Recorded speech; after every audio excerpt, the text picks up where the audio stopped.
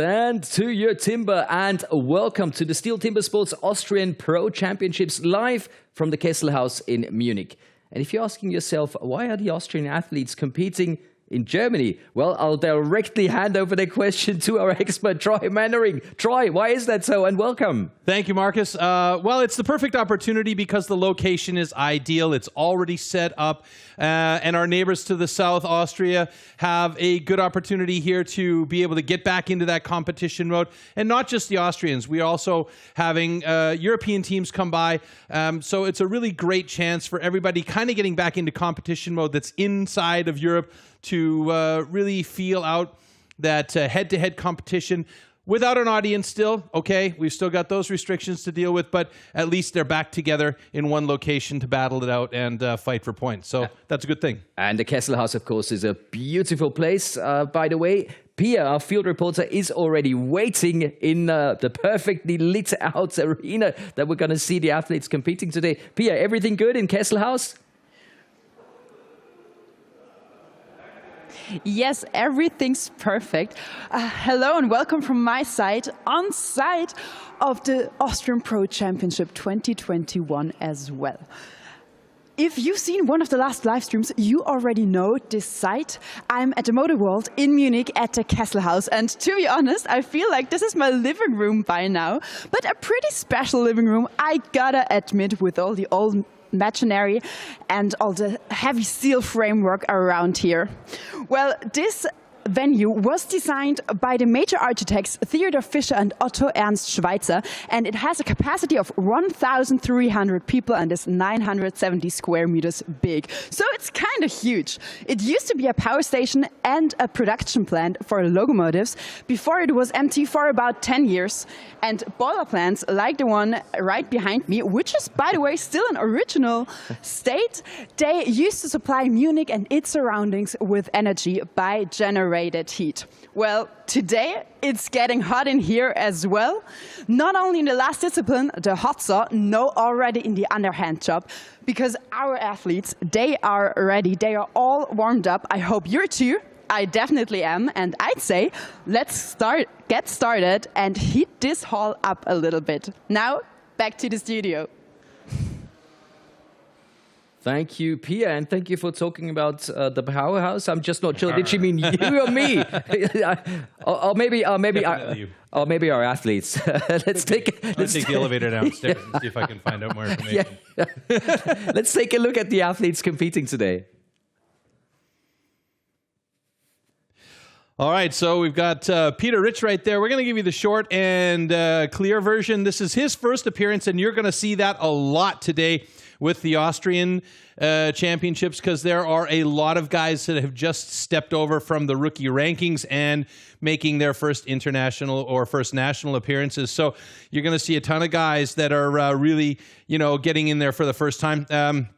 Here's a guy that's been around for a while, though, Hermann Heiligebrunner, a big man, plenty of power in here, so keep an eye on him, especially in those chopping disciplines like the standing block chop and the underhand chop.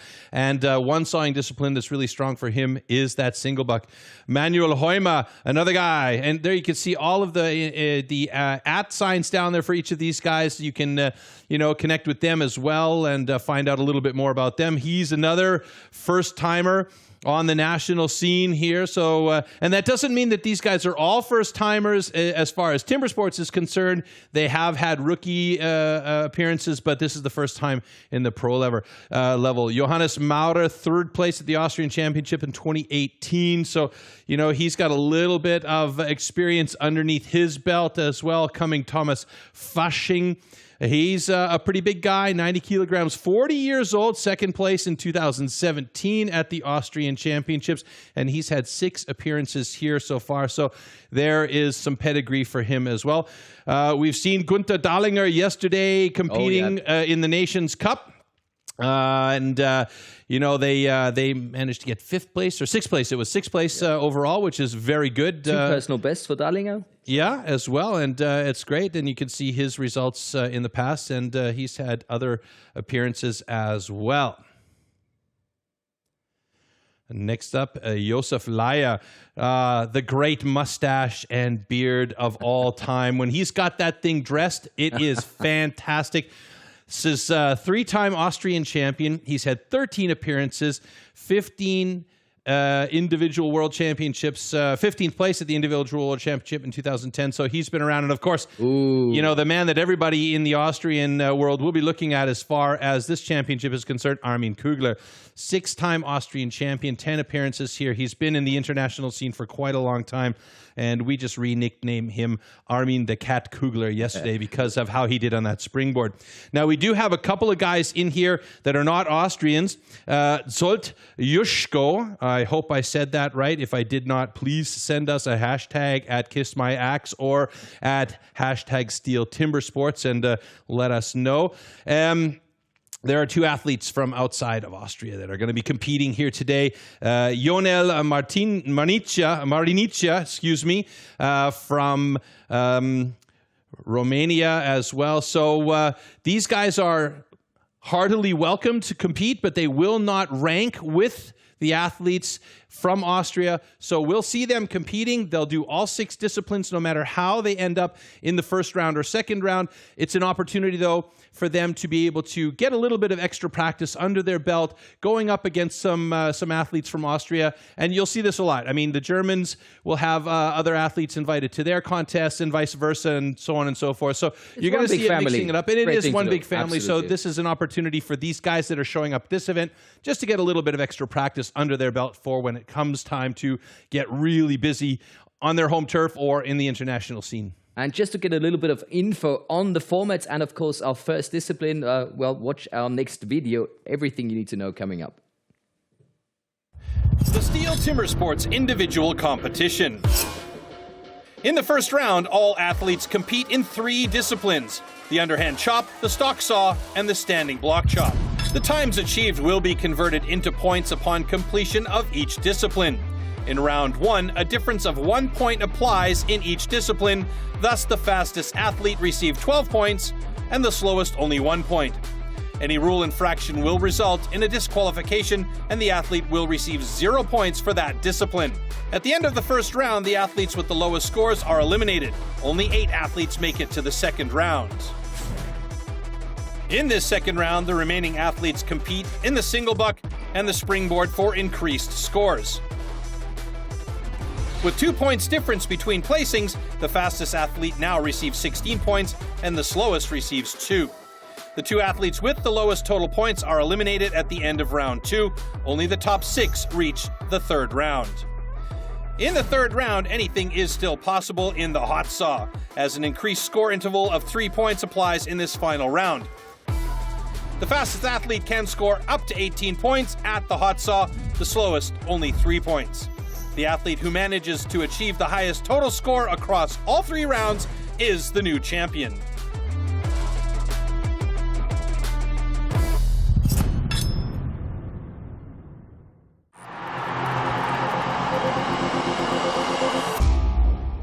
The axes used in timber sports definitely can't be bought at your local hardware store. Made from special steel, the blade is hand-sanded with an angle of 13 to 16 degrees. It's custom-built and carefully adjusted for each competition.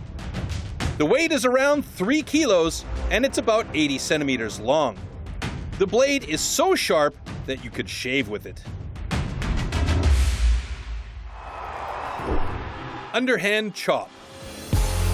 In the past, the underhand chop technique was used to split logs. Standing on a horizontally anchored block, the athletes cut through a 32-centimeter log. The block has to be worked from both sides.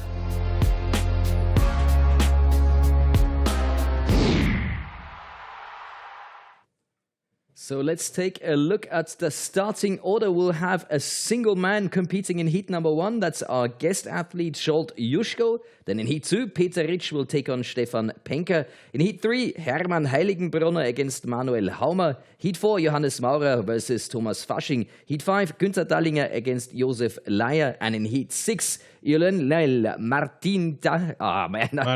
Marinicha, thank you, against Armin the Cat Kugler. And we're ready to go. Rock and roll. Yeah, and I thought I would murder that name, but you did a great job on that one. We practiced it before the show. The one thing I'm going to have problems with is Johannes Maurer. It's all those R's in the mix. All right. So this is a tough job for Schultz here.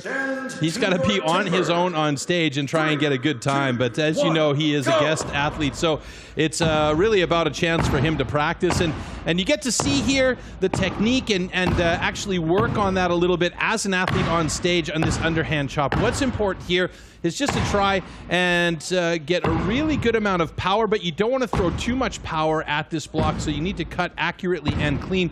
And we say this a lot, if you have a lot of power on that chop, it's going to get stuck in the block, and we've seen that a couple of times already with STIHL.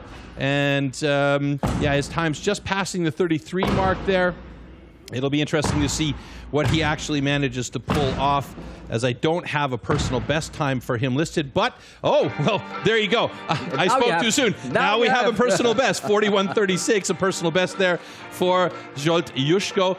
And we always say this, personal best, it may not sound like an awesome time, but for these athletes, every time a personal best is achieved, it's another rung on the ladder to becoming a better timber sports athlete. So good job by him. What a start into the competition, by the way. Not bad. Okay, your cut was good. Oh, I was hoping both cuts are good. That's our favorite sentence. Yeah, that's our favorite sentence. All right, taking a look back at the slow-mo here. Pretty concentrated. It's a nice opportunity and very gracious of the Austrians to allow a couple of guys who are not Austrian to join in on their competition. And there's what I was talking about. That axe was hooked in there right and proper.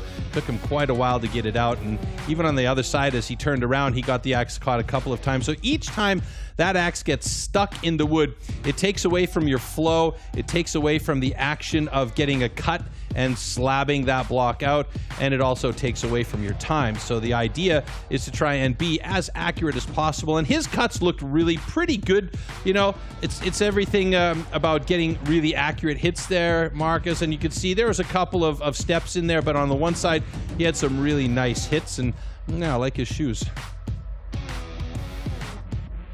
Going for the style points. Yeah, why not? Actually, it looked just like the ones you're wearing. Yeah, I would show them to you, but no, I'm gonna leave him hidden. All right, next heat coming up, Peter Rich against Stefan Penker. Very nice. I got it right. Yep, I hope. Absolutely. Huh? So a couple of guys who are joining into this competition for the first time, and you're going to see a lot of newbies, let's put it that way, to the national competition level here. And this is going to be an opportunity for them to break into the pro scene at the national level, and then hopefully we'll see them move gradually onto the pro level in the international scene. So, you know, this is a really good opportunity for these guys to get on stage and learn about themselves and learn from the other pros that are here. Ready. Stand to your timber. 3, 2, 1, go!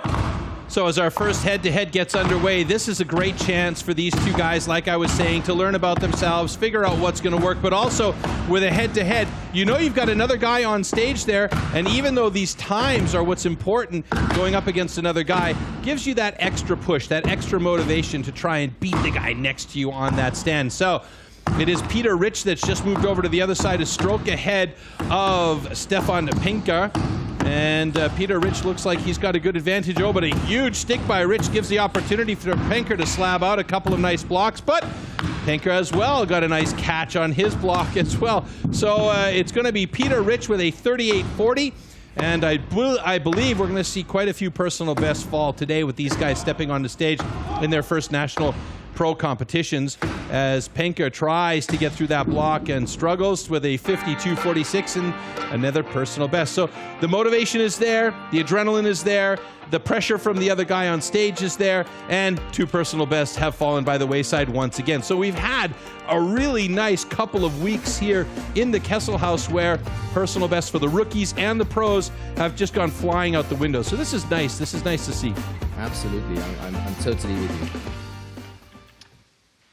Okay, both cuts are good.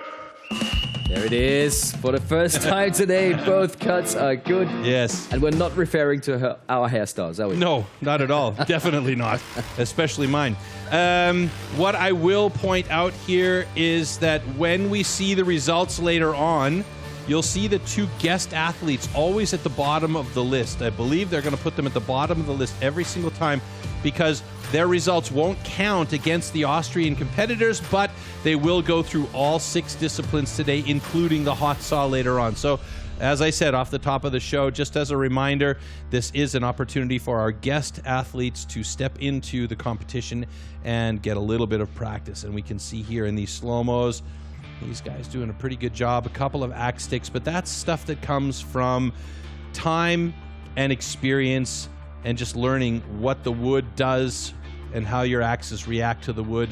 But a very nice cut by Peter Rich for a time of 38:21 to take the top time so far. So that time has been locked in and is official, and that will be the time to beat for the moment in underhand chop.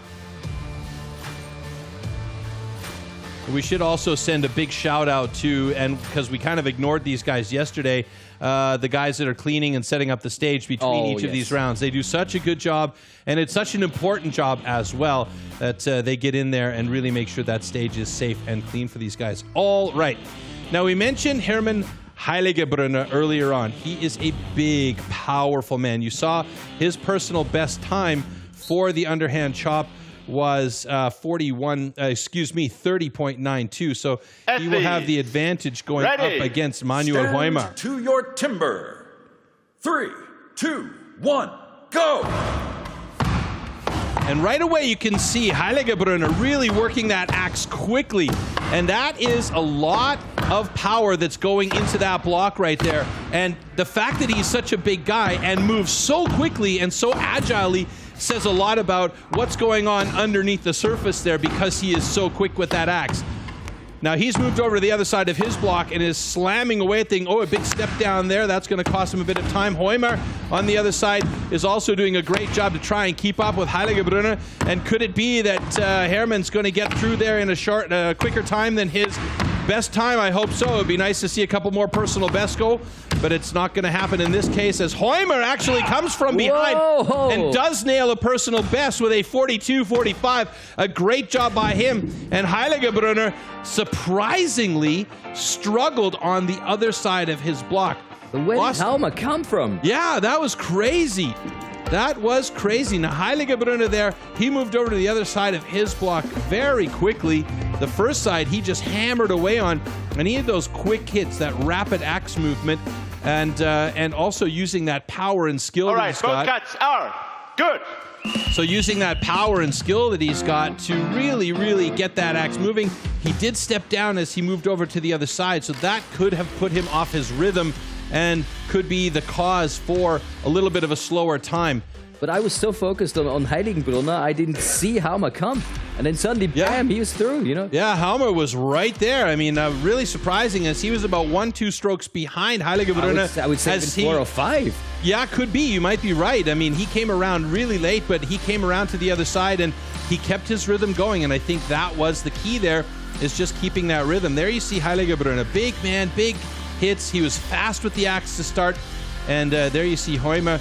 He was very ginger about moving over to this other side, and you can see in the backside there really quickly the step down by Heiligebrunner. And when you step down, you can't swing the axe, otherwise you risk a DQ. And that's the case where he's got to get back up and get back into that rhythm. But Heumer, what a great job by him, hits a personal best, and he is sitting in second place behind Peter Rich. Peter Rich still holding on to the fastest time of the day and the time to beat with a 38.21. All right, next up we have heat number 4, Johannes Maurer and Thomas Fasching. I'm laughing at myself saying the name, and I'm thinking, sounds good. Did I get it right? Did I get absolutely. it right? Maurer, yeah, perfect. Yeah, nice. I'm going to pat myself on the back on that one. You gave it an Austrian touch. I like that. All right, so here we go, getting ready for these guys in heat number 4, Johannes Maurer and Thomas Fasching. I think I better just stop saying it and stick with Johannes, Joe, and maybe I won't murder it too badly. Here we go. Stand to your timber. 3, 2, 1, go! I have a lot of fun with the Finnish athletes. Their names are really great. But in the meantime, we're watching Joe M and T Fash. Really nice, accurate cuts there. I think that is Thomas Fasching. Yes, it is. Big stick there. And it is Maurer that's moved over to the other side of his block first. Fasching really long. It took him about 7-8 strokes with Maurer already on the other side of his to get over. Maurer now working hard on the left-hand side of your screen to get through this block the rest of the way. Fasching doing a good job to try and catch up. But both of these guys have gotten a couple of axe sticks there and then trying to keep that rhythm. They're in sync with each other at the moment. And now they've just lost that. Boy, it's really taking a long time here to get through this block for both of these guys. Just passing the minute mark. Maurer and Fasching. Fasching finally does it in 1:02.94 and Maurer in 1:04.65. Surprisingly slow times for both of these guys because I do know that both of them are much stronger in this discipline than you see here. The personal bests are both under 50 seconds. So obviously their pieces of wood were a little bit harder to get through than originally thought. Oh, maybe the pressure, you know, Kessel House, Could be. big scenery, Yeah. a lot of lights, Maybe they should TV coverage. Maybe they should pipe in some screaming fans. That might help. Who knows? Yeah, for sure. Always helps. Always. Oh dear. Uh-oh. Now it looks like we have an investigation. I don't know what stand that is. Is that Fasching? Okay. It looks like it is on Thomas Fasching's side. So that would be an unfortunate situation. And this is the one thing, you know, one of the two most common DQs in this particular discipline is a false start or too early of a start and cutting of the foothold. And now it's really important that they do not cut into the foothold of that block. So let's see what our judge says after they review and take a closer look at it. And they really do look at it closely to make sure it's fair for everybody. All right. Close, but both cuts are good. So he's safe. He's got a time locked in. Neither of those guys are going to be too keen on the time being well over a minute when they've both had times under 50 seconds in the past. So, yeah, we'll see what they have to say about that.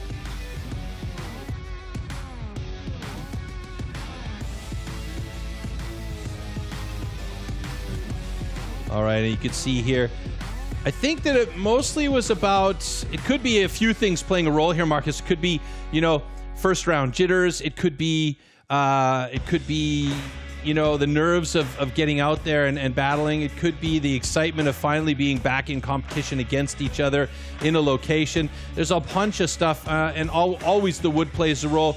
You get into a flow, you get into a rhythm, and then it's okay, but sometimes those things start to, you know, they catch up on you. Accuracy here played a big role. You could see a lot of choppy cuts there, and so it wasn't super clean getting through. You have to say the location is just unbelievably impressive. Yeah, So the location is If you nice. walk into Kessel House and you're not used to competing in places like this, it can be a bit of a problem on your nerves. Exactly. All right, Gunther Dahlinger and Josef Leier coming up next. I'm wondering if Josef has waxed and styled his mustache as he has done in the past. It's such a signature thing for him, but look at his personal best, 30.91. So this will be a telltale situation for us as well to see if both of these guys who have really, really good personal bests of well under a minute. I mean, personal best for Josef Leier, like I just said, 30.91, three-time Austrian champion. And personal best for Gunther Dahlinger is a 46.57. So it will be interesting to see if either of these guys have significantly slower times today. And then we'll know it's a wood issue. 2, 1, go! So Gunther Dahlinger is actually on the right-hand side of your screen here. Josef Leier on the left-hand side. As we get a front view, then those name tags at the bottom of the screen you'll see will be in the correct position. And both of them working really well. It's Gunther Dahlinger who actually moved over to the other side, who's been cutting the last few weeks. He also cut yesterday in the Nations Cup, and Josef Layer has finally moved over to the other side of his block. I think he's about 4 or 5 strokes behind. Doesn't necessarily mean anything. He's a pretty quick cutter here, and they both gone past. Oh my goodness! Günther Dahlinger with another personal best, 35.44. He actually obliterated his previous personal best by a good 5 seconds. So that is a great job by Günther Dahlinger. Josef Layer struggling to try and get through, finally does it in 52.10. So he's going to be really not happy with that time. But that tells me one thing. The logs are fair for everybody, but they're obviously playing a key role in how well they're cutting.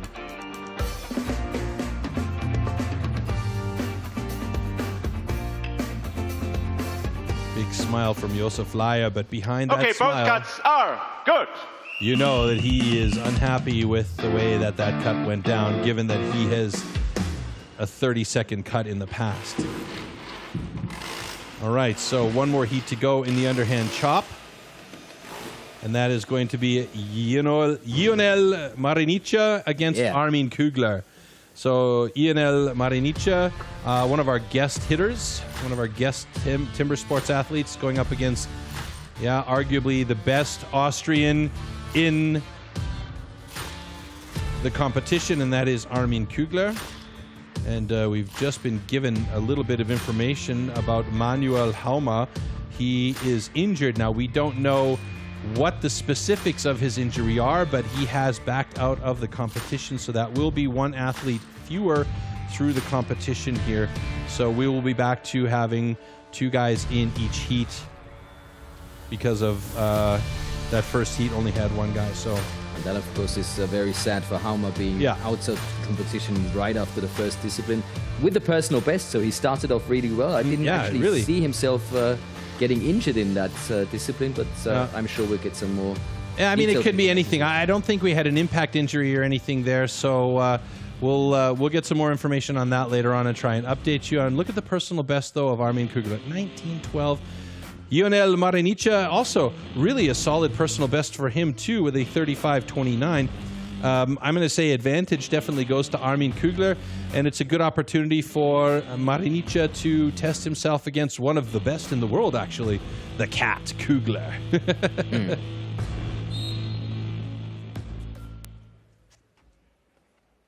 Athletes, ready. Stand to your timber.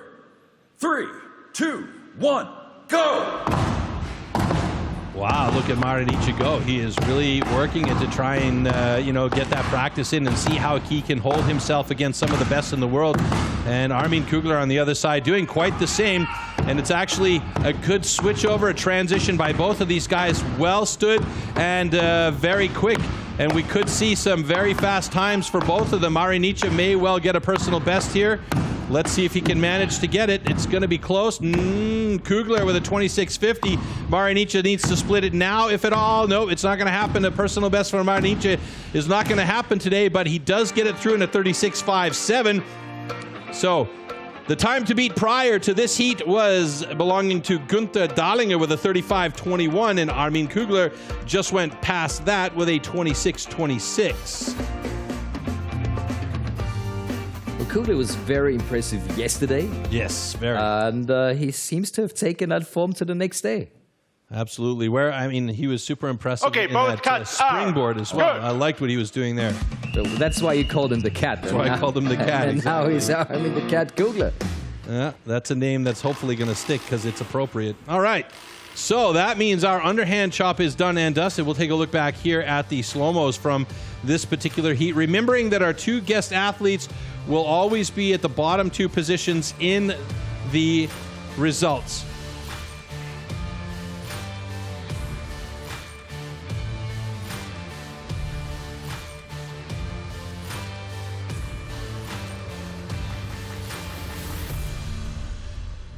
So just been given a little bit of information on Manuel Haumer.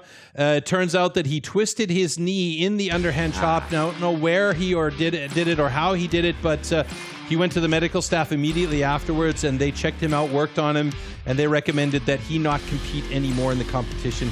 That's a tough one as well, because, so much of this comes from pushing off of the leg and really turning your hips. And if you've got a twisted knee, it just makes everything impossible. And you know, adding serious injuries can occur. Yeah, serious injuries can occur, and adding insult to injury, you just don't want to do that. So it's probably better that he did say, okay, I know my body well enough to walk away from this one, and we wish him the best in recovery and hope to see him back at it soon.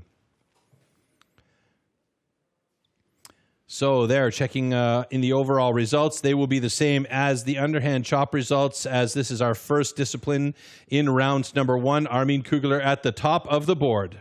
And of course, as Armin Kugler is leading after this first discipline, let's hand it over to the Kesselhaus and to Pia to talk to Armin the Cat Kugler. Yes, thank you. I'm standing right next to Armin Kugler.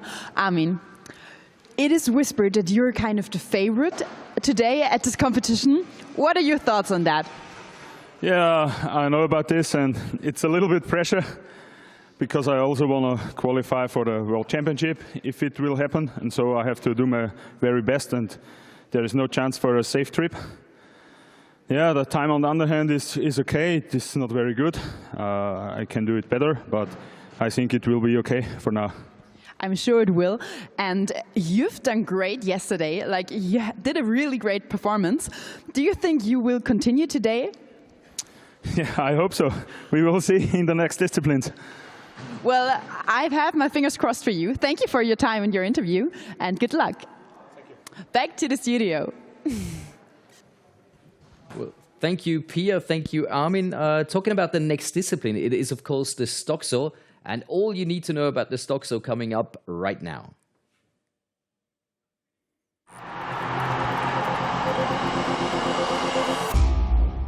The STIHL MS661CM stock saw is used in STIHL TIMBERSPORTS as the ultimate test of operator skill. Designed for the toughest jobs in forestry, it produces approximately 7.3 horsepower, has a displacement of 91.1 cc, and weighs 7.4 kilograms. To ensure evenly and fairly matched saws, professional STIHL technicians prepare and test the saws before each competition. Stock saw. After the starting shot, the contestants have to cut 2 wooden discs, so-called cookies, within a 10-centimeter mark, one downward and one upward. The attempt is only valid when both discs have been cut off completely and within the marks.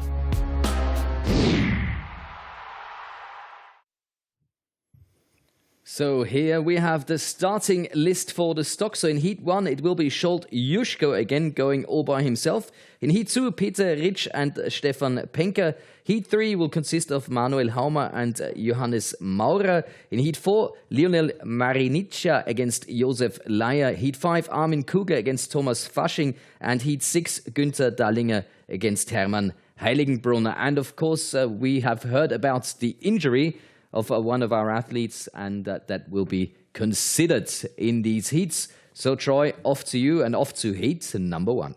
Yeah, I mean, again, it's going to be 2 heats in this case where we're not going to see 2 athletes. Now, I thought they would readjust that a little bit so that we could have head-to-head heats all the way through, but they obviously wanted to keep their timing and data more or less secure. Ready. So we've got a single heat going on here with Zsolt Juszko to start things off for us. Go!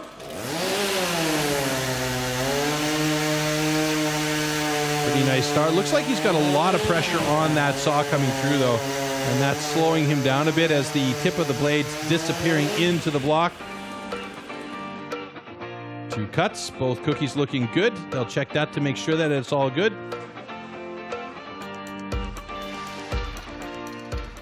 Okay, your cut is good. All right, so we've got a solid cut right there, 12.96. Also, a pretty respectable time for Zsolt Juszko.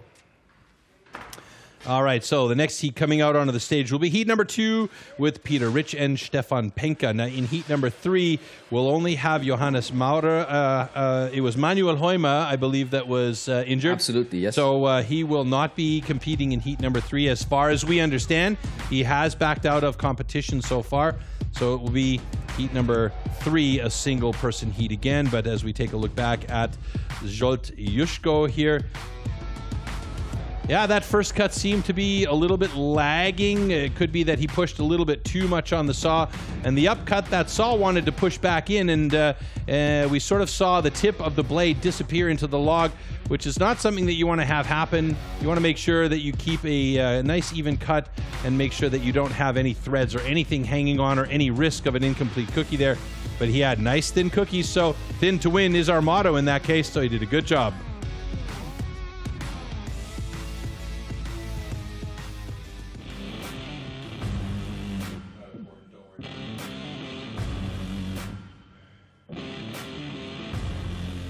All right, so heat number 2, Peter Rich, Stefan Penka coming up against each other.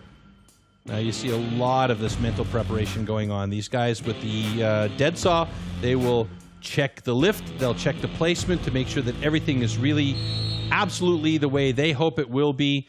And warm up your again, saw. this discipline is not about power, it's more about precision and technique. The saw does the work as long as you let it do the work. If you put too much pressure on it, the blade or the chain could stall and stop. You don't want that. If you put too little pressure on it, it's not going to cut cleanly and quickly. So you have to find exactly the right amount of pressure. Here we go. Timber. 3, 2, 1, go! Really nice start. Here we go.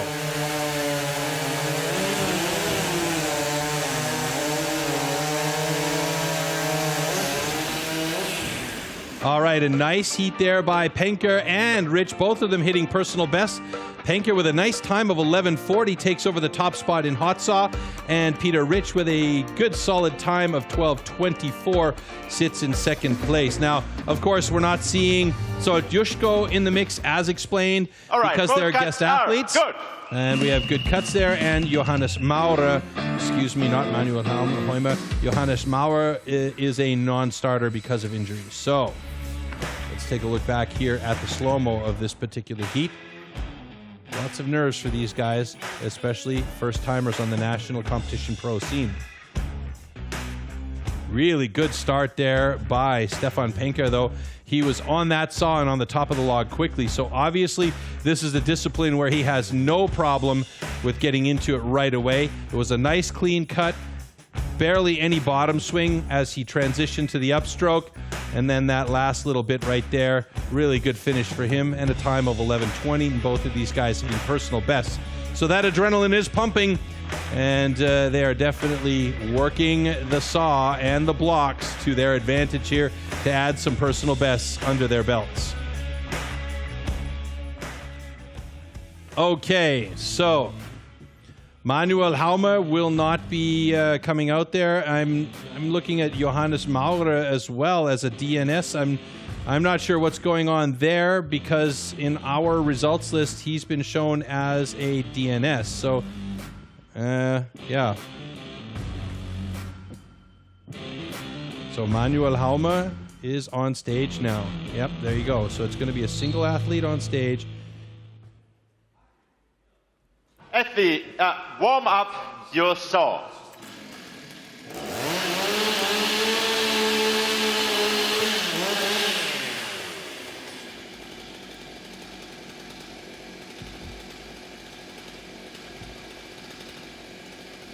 Athlete, ready. Stand to your timber. 3, 2, 1, go! So Manuel Heumer.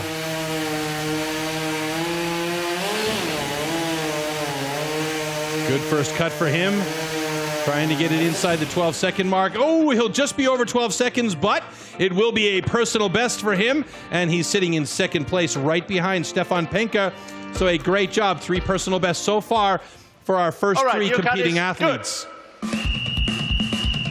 And it's really nice to see Heumer back in the race because we had been told that he injured himself, but obviously it is Johannes Maurer that has twisted his knee. And I think Heumer with 2 absolutely great results in the first 2 disciplines. Yeah, absolutely. I mean, his underhand chop going his way. His underhand chop was a 42.10, a personal best, and he just got a personal best in stock saw as well. So a really good job, and he is currently sitting in second place in the stock saw results.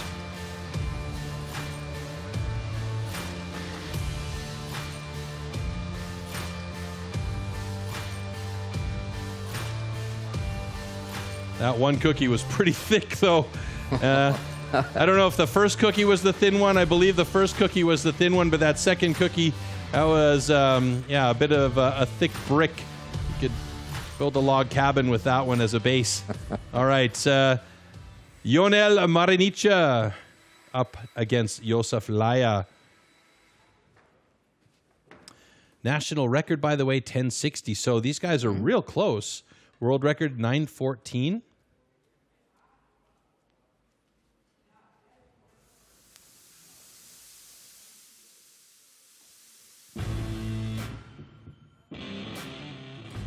So here we are back in the studio. That is a little surprising, but does not matter at all, because we know that Stefan Penke has the best time so far, which is a little surprising for me. Personal best for the top 3 athletes, Manuel Haumer and Peter Rich, also with personal bests on that stage. So that is a fantastic start into these Austrian Championships. Yeah, and if you look at the time of Stefan Penke, he's really only 1 second off the national record for Austria. So that says a lot, especially for a guy that's coming into the first time. Yeah. All right, here we go. Josef Laya checking his finger position. That's also really important. Ready. Stand to your timber. 3, 2, 1, go! Ooh, a bit of a chunky start by Laya. He got up there quickly, but then he kind of struggled with the start. Marinica, good first cookie, and that second cookie looks really solid for Laya, and he's got a great time of 12:63. Solid. That'll put him in 4th place at the moment. And a bit of a strange shaped cookie there by Marinica. So they're going to check his cut. Looks like you're not happy with the cookies today, Troy. Nah, the cookies are bugging me, man. Okay, both cuts are You always say good. pin to win, but I don't see any thin cookies. No, we had some beasts out there as far as the thick cookies are going on. I think the best cookie we've seen so far actually came from Manuel Haumer's second cookie. But the first one was, I don't know what was the first one or the second one that was thin, but it was a good one. You need 2 thin cookies to get a record time, don't you? You need to have really thin cookies. I mean, they need to be paper thin, but you'll also have to be really careful that those cookies stay solid when they hit the ground, because you have to have complete cookies. And you can see this first one here by Josef. I think that's Josef Laya, is really pretty thick, and then the second one was a little bit better. The other thing you have to be really careful of in this stock saw discipline is that you only have 10 centimeters. Within that 10 centimeter range, you have to cut those 2 cookies. If you go over the line, then you're disqualified. So there's a lot of stuff going on. There's always a lot of stuff going on, it seems like, but especially in this one, you got 10 centimeters. You got to cut those 2 cookies. So if you've got 2 5.5 centimeter wide cookies, yeah, you're done. You're in a bit of trouble, right? But Laya is obviously enjoying the atmosphere. Great pictures. Look at that. Yeah, why not? He's having some fun. All right, heat number 4. Excuse me. Wow, we're motoring. Heat number 5. Armin Kugler, Thomas Fasching. So this will be a good test for Thomas Fasching here. He's got some experience. His time isn't really that far off Armin Kugler. Armin Kugler has had a little bit more time to really put his skills to the test in competition recently, though, as we saw yesterday as well. Warm up your saw.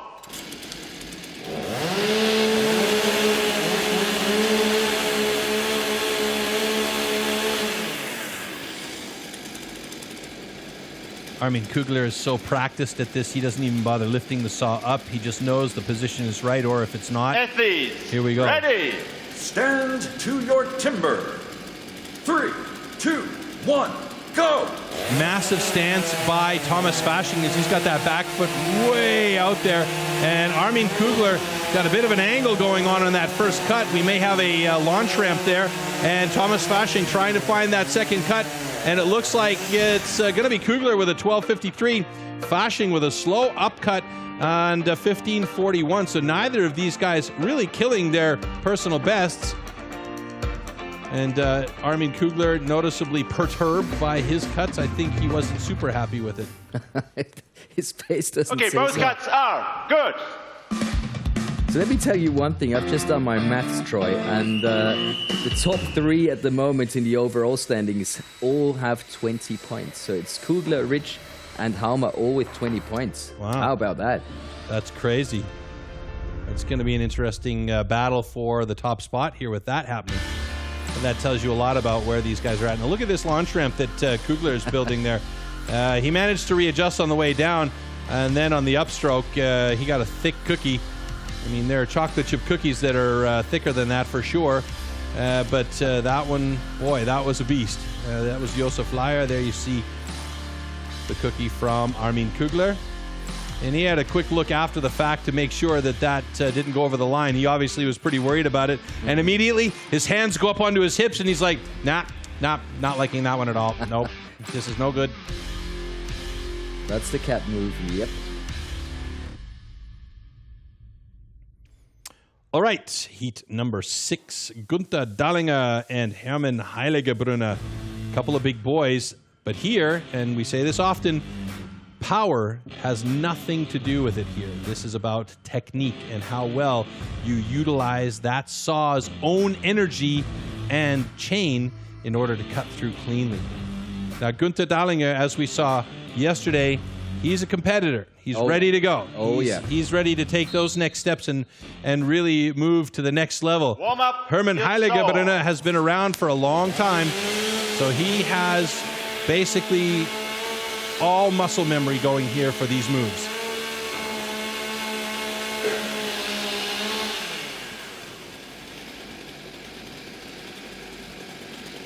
Athletes, ready. Stand to your timber. 3, 2, 1, go! Nice start by both of these athletes. Gunther Dahlinger looking like he might be a little bit cleaner on the first cut. Oh, but he's cut out, so he's got to reset. And he's got a nice clean cut there. Was it Heiligebrunner or Gunther Dahlinger that cut out? We'll have to wait for the slow-mo, but it looks like it might have been Heiligebrunner that actually cut out. But he noticed it and reset the saw and came up. So Gunther Dahlinger with a 13.45. Okay, both cuts are and Hermann good. Heiligebrunner with a 13.72. And those times will count now as these guys exit the stage and our crew comes on to make sure everything gets cleaned up.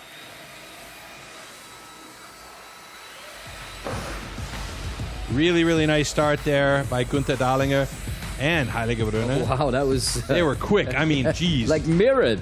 Yeah, it was timed perfectly. Now it was Heiligebrunner, in fact, that did get the cutout, but he readjusted quickly, and that is the skill of that man right there. He was so fast to make the readjustment that he did actually, in fact, catch up with Gunther Dahlinger and managed to get through just a couple of hundredths of a second behind him. So that's really, really close.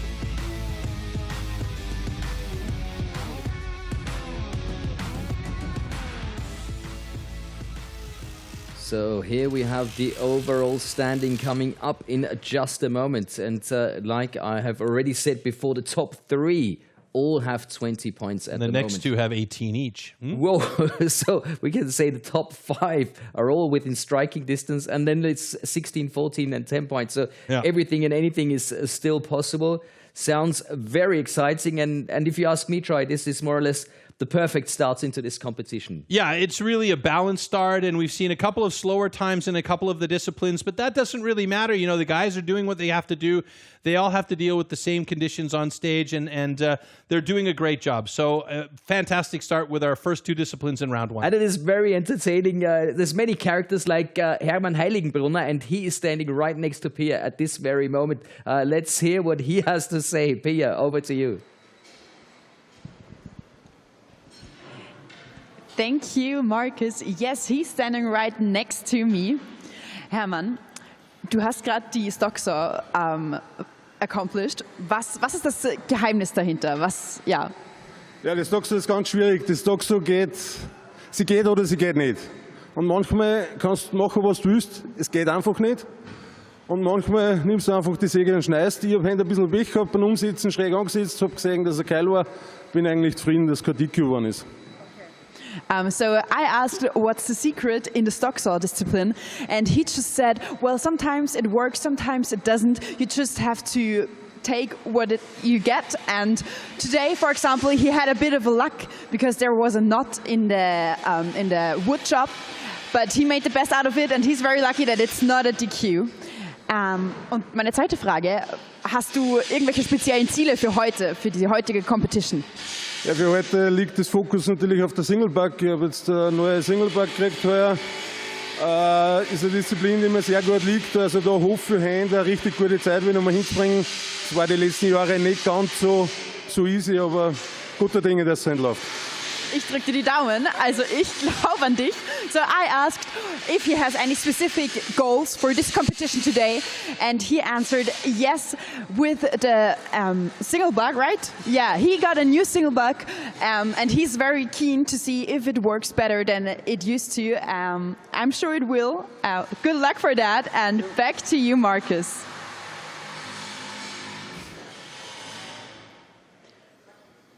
Oh, wow. I really like this guy. Herman, he's such a character. He'd be brilliant to sit down, maybe have a cold beer, talk about the contest and everything. And what I also We need a translator, though, for me, for sure. I speak German, but that, no chance. I'll give it a try. But even there you can see he's already focusing on the single buck. And he says he's got himself a new saw. He is ready to do it. And, well, we're ready for an analysis. Yes, let's take a look at the top two guys from Stocksaw.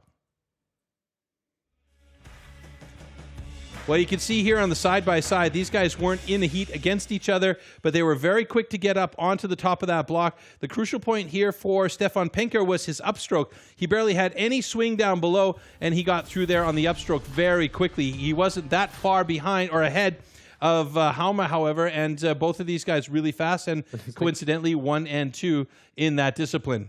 So we're going to get ready for the standing block chop, and there are maybe 1 or 2 things you might not necessarily know. Well, here comes the information you need. Standing block chop. At the standing block chop, the felling of a tree with an axe is simulated. A vertically positioned wooden block with a diameter of 30 centimeters has to be cut through both sides. A powerful and precise swing with the axe is the premise of a good result.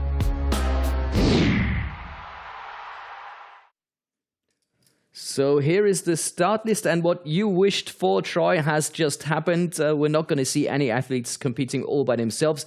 So we will have Rich take on Penker, Hauma against Juszko, Laya against Heiligenbrunner, Dallinger versus Fasching, and Marinica against Kugler. All right, standing block chop. Such a difficult discipline. I mean, all of these are difficult, but you have to remember these guys have battled through 2 disciplines in round 1 so far. This is the last and final discipline in round 1 before they get split up and sent on to round 2. Here, it's about keeping the power and maintaining the power and the speed of the axe, but also the angle of the axe plays a huge role. One small angle change and you might skip that axe away or not get a good clean cut. Here we go. Both of these guys really hitting well today. You can hear it as it impacts the wood. There's that, it's almost like a squish sound as that axe enters the wood. And look how accurate there. I believe that is Peter Rich that we're looking at. And no, excuse me, that's Penka.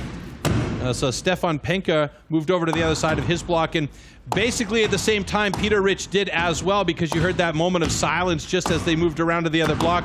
I'm going to say that Stefan Penka is just a hair ahead of Peter Rich, and they're both cutting, as I said, very well. Nice big slabs coming off the blocks for both of these guys to start off with.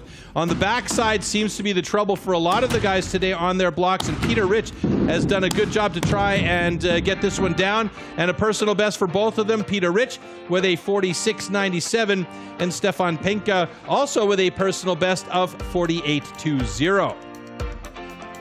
As always, these times are unofficial until our stage judge gives the thumbs up. Both cuts are good, our favorite line, at which time all adjustments will have been finalized and made in competition control.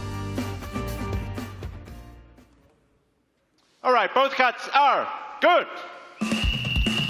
So a couple of personal bests there, and it doesn't look like they made any major adjustments to their times, but it was 0.94 seconds difference between these two guys. And of course, with each of these times and points accumulated in this third discipline, the standings in the overall will shift and change. So right now what's happened is Peter Rich has moved up into the top spot with 32 points, and Stefan Penke is sitting in second spot with 29. But we still have quite a few athletes to go in the standing block chop before we can separate it down to our 8 guys moving on to the next round. And Troy, I've done my maths again. 9 personal bests so far. Wow, that's incredible. And of course, these two are just showing us their personal bests in slow motion. There's also a trend happening in TIMBERSPORTS. We're seeing a lot of guys. I mean, you notice TIMBERSPORTS in the past, huge boys. Oh, yeah. Plenty of power. And you look at them and you go, how can these guys be considered fit? They are. They're incredibly fit, believe it or not. But what we're seeing is a lot more slight, very slender guys coming into the sport as rookies and then moving into the pro divisions, where you think, where does their power come from? And Where does it come from? I mentioned it yesterday with a couple of the athletes. It's core power.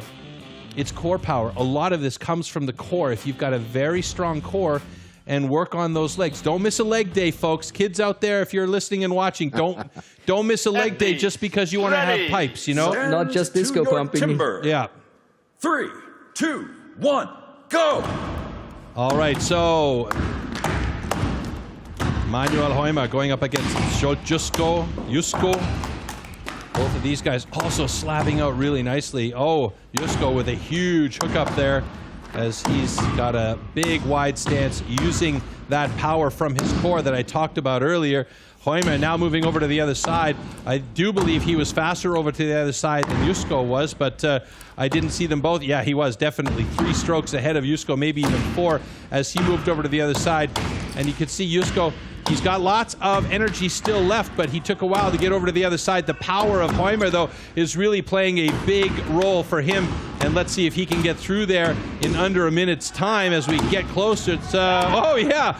Good job, a personal best of 46.11 for Manuel Heumer, and Zsolt Jusko with a 50.24. He also records a personal best, so good job by our Hungarian friend who is joining the Austrians on stage today. What about that last stroke from Heumer? Oh, Yeah. my word. I thought there were more than just a couple of threads, but he made it look like he was chopping butter. Okay, both cuts are good. He is the big surprise for me so far. Heumer? No doubt, yeah, definitely. He has been very, very solid so far today, and I really like watching him hit and saw. All right, let's take a look at the slow-mos here really quickly. Jusko getting right into a nice wide stance, really using that push off the back leg. And Heumer doing the same thing. You know, his angle was a little bit strange on a couple of those hits, it seems, but he made it work. Jusko, again, that picture of his position and stance, really using the power of his core, pushing off that back leg. And Heumer did exactly the same thing. You can see here, his position is down deep, but he's pushing off that back leg. This was the second side in that final blow, and look how pumped he is right there. He's a big boy with plenty of power, and he really worked that to the best of his ability.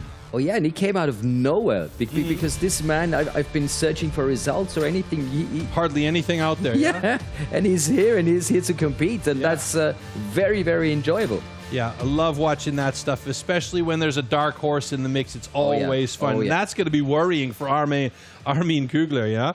All right, so our next heat up, Josef the Mustache Liar going up against Hermann Heiligebrunner.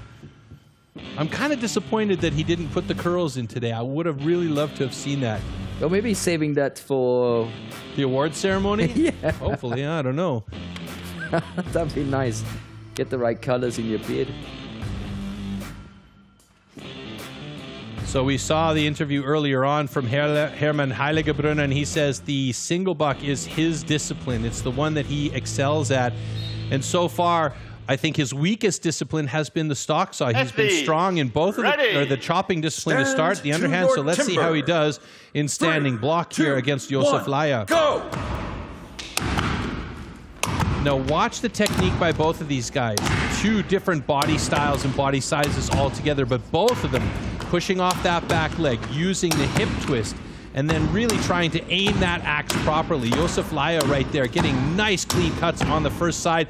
Hermann Heiligebrunner moving over to the other side. Now he's got plenty of power, but you can see he's also pushing off that back leg, using the twist in his core, and he has a strong core. You know it as he gets through on that first or that second side. Now he did have a little bit of a skip and a stick there, but he's got it dropped at 35-27. Wow. Hermann Heiligebrunner, and wow, Josef Laya not that far behind with a 38-20. Good job by both of these guys.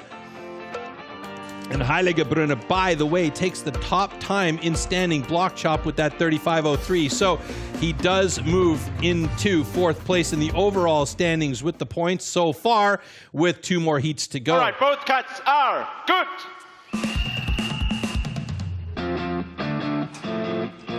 Very, very nice heat there, though, between those two guys.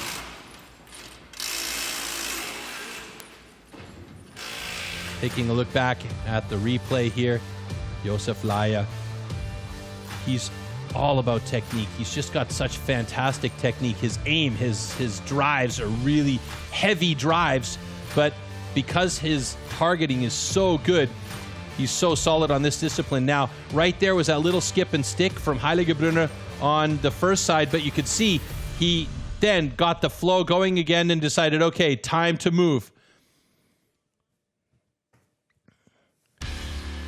Yeah, and Josef Laya again, and then another shot from Heiligebrunner. And this should be the final blow from Heiligebrunner. No, excuse me, 1 or 2 more. But boy, that last blow, it looked like he chopped through the whole block from just one big chunk. And that's the power of that man. So he's happy to have that one done. There is the final blow from Josef Laya as well, I think. Or maybe that's the other angle from Heiligebrunner. Doesn't matter. Heiligebrunner with the fast time so far in standing block chop, and Josef Laya with the second fastest time at 37.97. Still some personal bests in the mix, and I do believe we have Josef Laya waiting for us, don't we? Absolutely.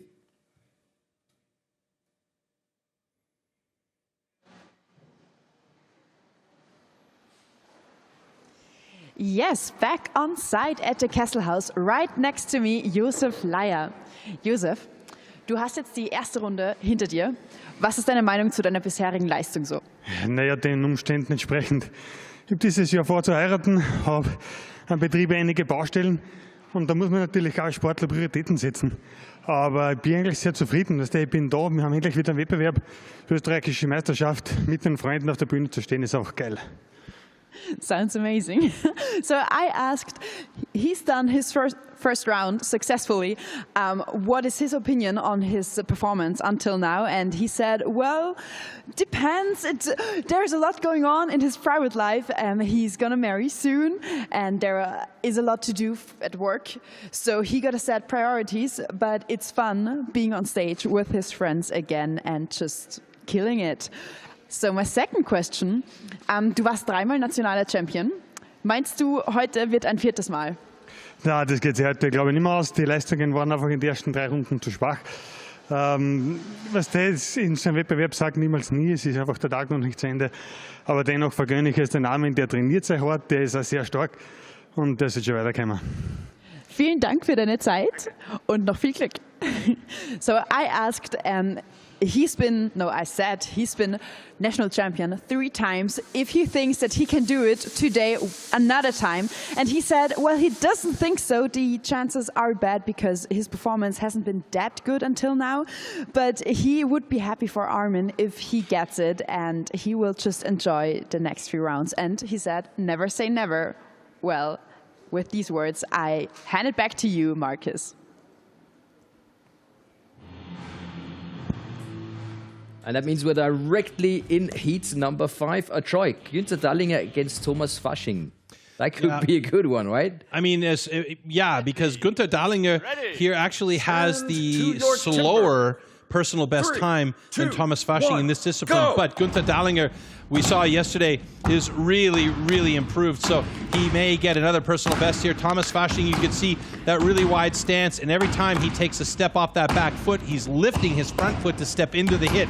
Now, that can apply a little bit more pressure to the axe and a little bit more speed and power, but there's also the risk of, if his front foot hits a piece of that slough that's fallen off of one of those slabs, he could slip away. So it's always best to keep both feet on the ground, but everybody has their own way of doing things. Both of these guys on the second side of their block. Gunther Dahlinger looking really good. His accuracy is on point, but it is Thomas Fasching with a 37.87. Gunther Dahlinger has a chance to get a personal best here, but he's coming pretty close to it, and now he's gone past it, but it should come down fairly soon for Gunther.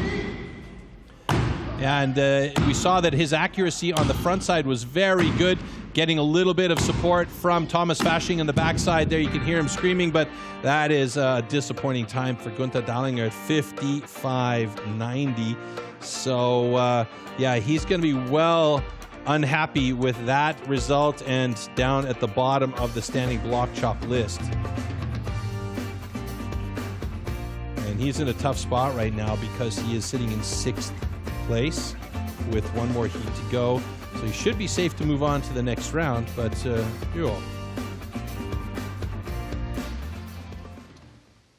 Yeah, both cuts are good. Look at Fasching.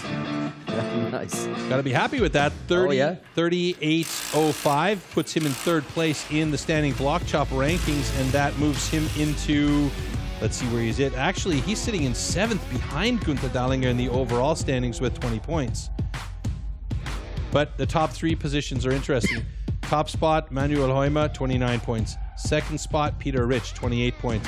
3rd spot, Josef Leier, 27 points. 4th spot, Hermann Heiligebrunner, 26 points. Keep going. 5th spot, Stefan Penka, 25 points. And 6th spot, Gunther Dahlinger, 24 points. Always just 1 point between them. And Armin Kugler is still to come. Still to come, yeah. So that's going to be the, I think maybe the straw that broke the camel's back of that little points count I just did.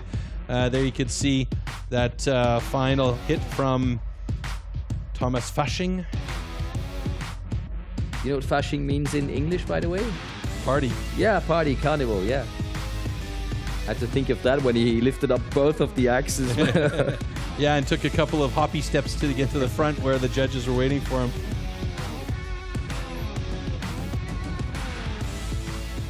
Yeah, it was interesting for Gunther Dahlinger, though. He looked fantastic on the first side. His accuracy was right on point. It could be that, you know, after those first 2 disciplines, he got a little bit tired and then came into this one and put a lot of effort into that first side and lost a bit of power in the second side. So when you lose that power, when you lose the stability in your wrists, the axe starts to twist on you a little bit. So yeah, that could have been what's happening there. And yeah, now we get ready for our final heat in the standing block chop, heat number 6. Ionel Marinicha against Armin Kugler. I think I've said the first name of Marinicha 4 different ways since we started the show. Well, one of them might be right. One of them might be right, so I'll get it along the way somewhere, and then we'll just record that one and set it up for the rest of the world. Athletes, ready. Stand to your timber. 3, 2, 1, go! So top time for Kugler, by the way, 20.66, and a personal best for Ionel Marinicha is 32.30. Nice for Kugler to have somebody out there with him, and I do believe that Marinicha was actually first over to the other side against Kugler here. I'm not quite sure. No, Kugler's on the other side already, and looking like he's good. Bit of an axe stick there, but it's starting to wiggle on top, and one more blow should do it, and that's it! 25.98 for Armin Kugler.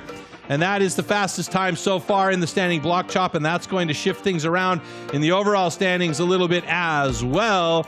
And Ionel Marinicha, not bad at all. But as you know, the 2 guest athletes will not have results in the overall standings Okay, here. both cuts are Only the Austrians will count. So 26:48. A personal best for Marinica, though. Good job for him, and congratulations on that. And Armin Kugler moves to the top of the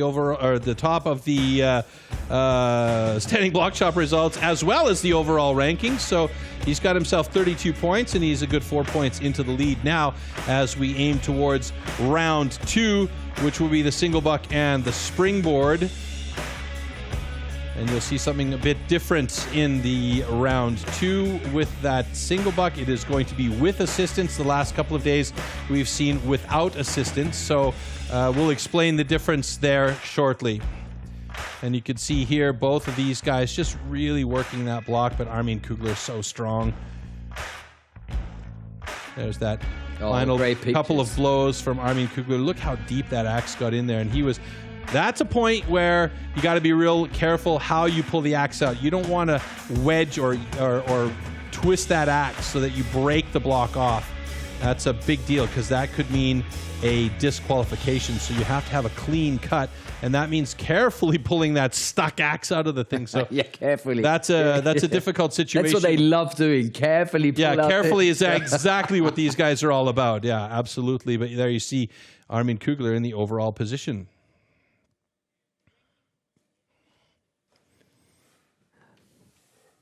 Unfortunately, our graphics didn't work there, Marcus. Oh, well, we've got it all here. We know Armin Kugler is in the lead, and then it's Manuel Haumer and Peter Rich. But what I need to say is those pictures are amazing. Yeah. Big shout-outs to the camera crew. I mean, those slow motions, seeing those axes going into the wood, and just love it.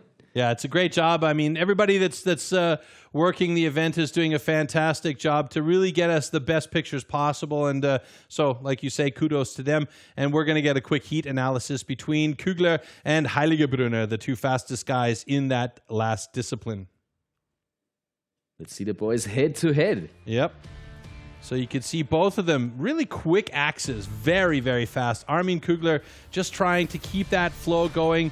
Heiligebrunner doing the same thing. Armin Kugler was the first between these two guys to move over to the other side, but he didn't go as deep on the first side as Heiligebrunner did. Gesundheit. So Hermann Heiligebrunner, he went a bit deeper than Kugler did, but Kugler had the really, really solid final hits. And then you'll see here a couple of strokes later, Hermann Heiligebrunner does the same thing, just blocks that thing down. Really, really nice final blow for him, but there was about 10 seconds difference between the two, 9.22 seconds, in fact. So you can see the difference between these guys and why Armin Kugler is the 6-time national champion. And the way he just walked away after that last blow. Yeah, just that's it. It's done. Exactly. Absolutely amazing. By the way, you can watch us on Twitch as well with TIMBERSPORTS. TIMBERSPORTS. Yes. So if you want to drop him a line, he loves that. And there's a lot to talk about. And of course, we had the rookies today as well competing, as well as the women. And I think we're going to see some pictures of that competition coming up in just a moment. And hopefully, Troy, you can tell us a bit about these youngsters coming up. I will do my best because we have absolutely a crop of young athletes in the rookie category that are making steps to becoming future pros. And like I was saying earlier, there's a trend with the rookies where you're seeing a lot of very slight guys come through the ranks. Now, I believe we're looking at the women here, actually, and it's rookies and women. So we did have both competitions happening earlier today. Lukas Wagersreiter, by the way, was the rookie winner earlier on today. He's been a solid competitor. We've seen him a few times in the last couple of days. He was in the rookie competition yesterday for Austria. He did a great job for Austria as well. So fantastic by him. And like you say, it's obvious to see they're all athletes. They've taken this very, very seriously. They're absolutely fit, and they have to. And like you said, they had like 3 competitions within 4 days.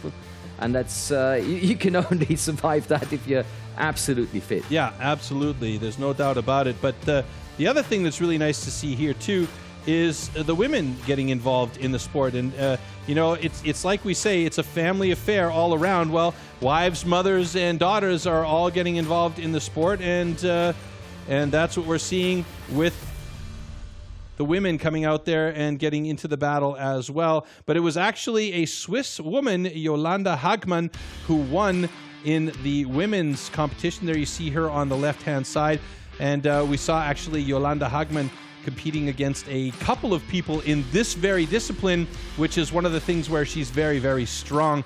So Switzerland did get involved in this one, as well as Austria. Juliana Einfalt was in the mix, along with Arlen Übing and Nina Pokoyski. And back to the rookies. Now for the rookies, this is one of those things where this is all about learning. This is all about finding your flow on that single buck. And in this case, they did have with assistance, and you'll see their assistance there with a wedge in the top of the block there and some lubricant to make sure that that block doesn't bind on top or on that saw, and makes it a little bit easier to cut through, which is what we saw yesterday without assistance, and that was a big deal. And again, here we go with Jolanda Hagmann on the left-hand side of your screen with the red jersey on, as she actually won the overall for the women. And did a great job there as well. Not a bad last stroke. As I mentioned, wow. Lukas Vagesreiter was the winner for the men, or the rookies rather.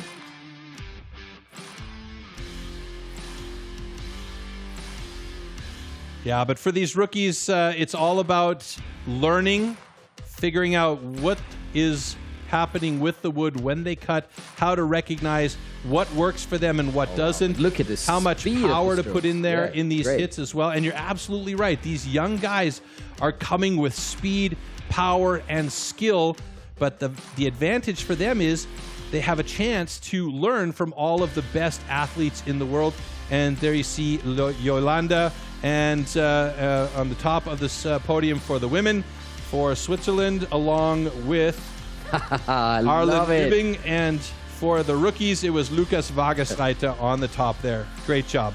And he really enjoyed that, jumping up that podium. Yeah. And like you say, that is the good thing about this competition. It's teaming up with the pros. Yeah. It's getting the whole family together. Yeah. And the progress that everybody's doing is absolutely unbelievable. And one of those competitions is going to be the single buck. This is where you need a lot of progress. And what the competition is all about, here comes.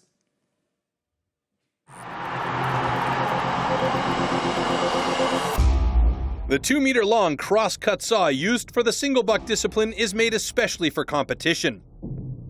A series of consistently patterned 10-centimeter-long teeth are cut with a laser on one side of the saw and then hand-sharpened. Saw teeth are divided into two types, cutters and rakers, just like on the old-school saws. The saw weighs about 5 kilos and its base price starts at around €1,500.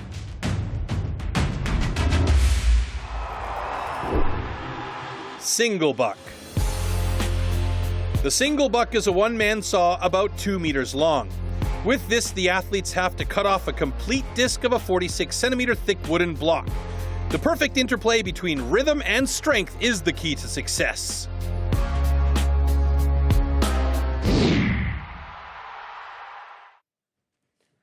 Well, we have lost Johannes Maurer, 8 athletes still remaining, and we will always have in Heat 1 our 2 guest athletes. So it will be Scholt Juschko against Irlen Marinica in the first heat, Thomas Fasching taking on Günther Dallinger in Heat number 2, Stefan Penke against Hermann Heiligenbrunner in Heat 3, in Heat 4, Josef Leier against Peter Rich, and in Heat 5, Manuel Haumer gegen Armin Kugler.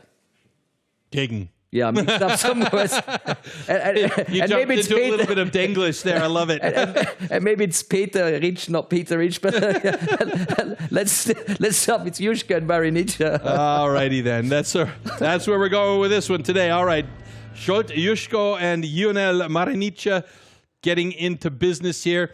And we mentioned this yesterday. You see the saw upside down there for Juschko. That's an opportunity once that wedge is set or not wedge, but rather once that groove is set for the saw, he can turn that saw upside down and get a few practice strokes in there just to feel the movement, to make sure that his foot position is exactly right. And he has a wedger and a luber there. So you can see them spraying both sides of the saw with a lubricant to make sure that the saw runs through cleanly. And then as soon as the saw disappears through the top of the wood, you'll see the wedge put into place to prevent the block from binding on the saw. So let's see how these two guys do in the misery whip discipline, the single buck.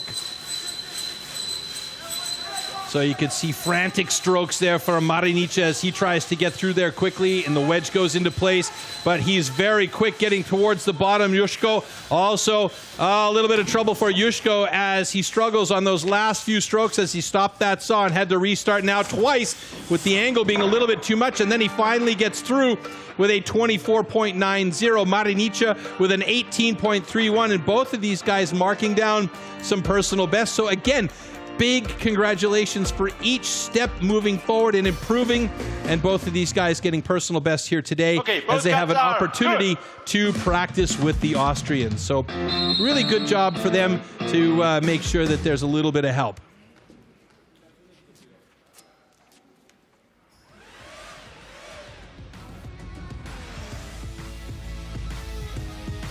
All the setup and preparation for maximum 25 seconds worth of work there.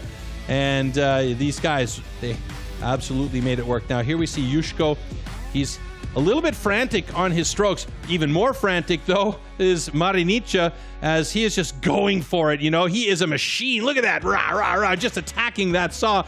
But you know what? He made it work. Absolutely. Jusko on the left-hand side of your screen, there was one hookup. That saw stopped. The angle became a little bit too hard. There's another hookup. The saw bowed. And at the bottom of that cookie, that's a dangerous thing to happen because if the cookie breaks off and leaves a little chunk at the bottom, you still have to cut away that chunk. Otherwise, it counts as an incomplete cookie and a disqualification. So there is still tons of stuff happening there with these guys.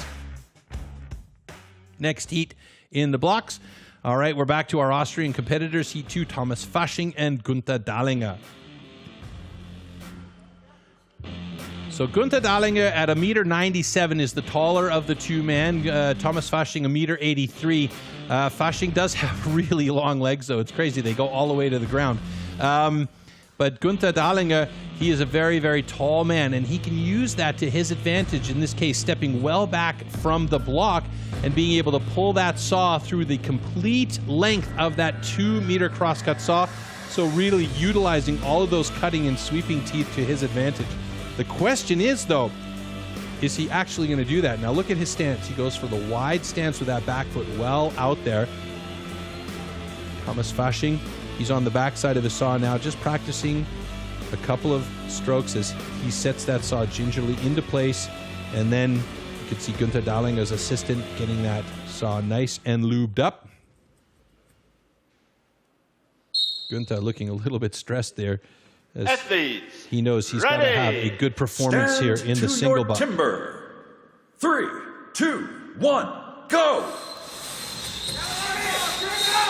So interesting to look at the difference between these two guys. Thomas Fasching, the shorter of the two men, but actually using more of the saw in the start of this heat, but he did bow it a little bit as he got hooked up. Günther Dahlinger, it looks like he is finally got into the rhythm, and you can see the two angles on both of these guys is really different, but it's going to be Günther Dahlinger with a personal best of 22.04, Thomas Fasching with a 23.57. Nice times for both of these guys, and as always, we give a big shout out to anybody that pulls off a personal best. You know, here's a medal for you, here's a medal for you, a car for you, let's go. But it's a good job because it just means that we're getting a lot of improvement from these guys every step of the way.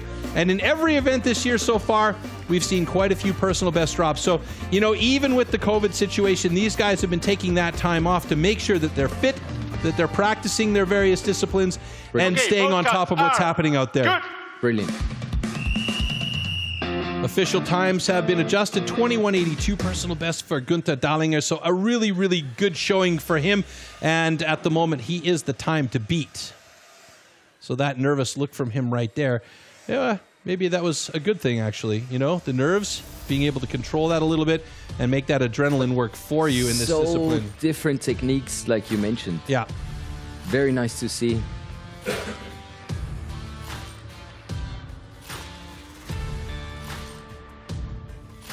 And there you can see the saw completely disappears from the log and from view, and that means he's using more of the saw. And the same thing for Thomas Fasching here, although he did get it stuck a couple of times, but a nice finish by Thomas Fasching there, really stroking right on through. Great job. But you could see him shaking his head, not really super keen on that time, as he has had a better personal best time in past, obviously.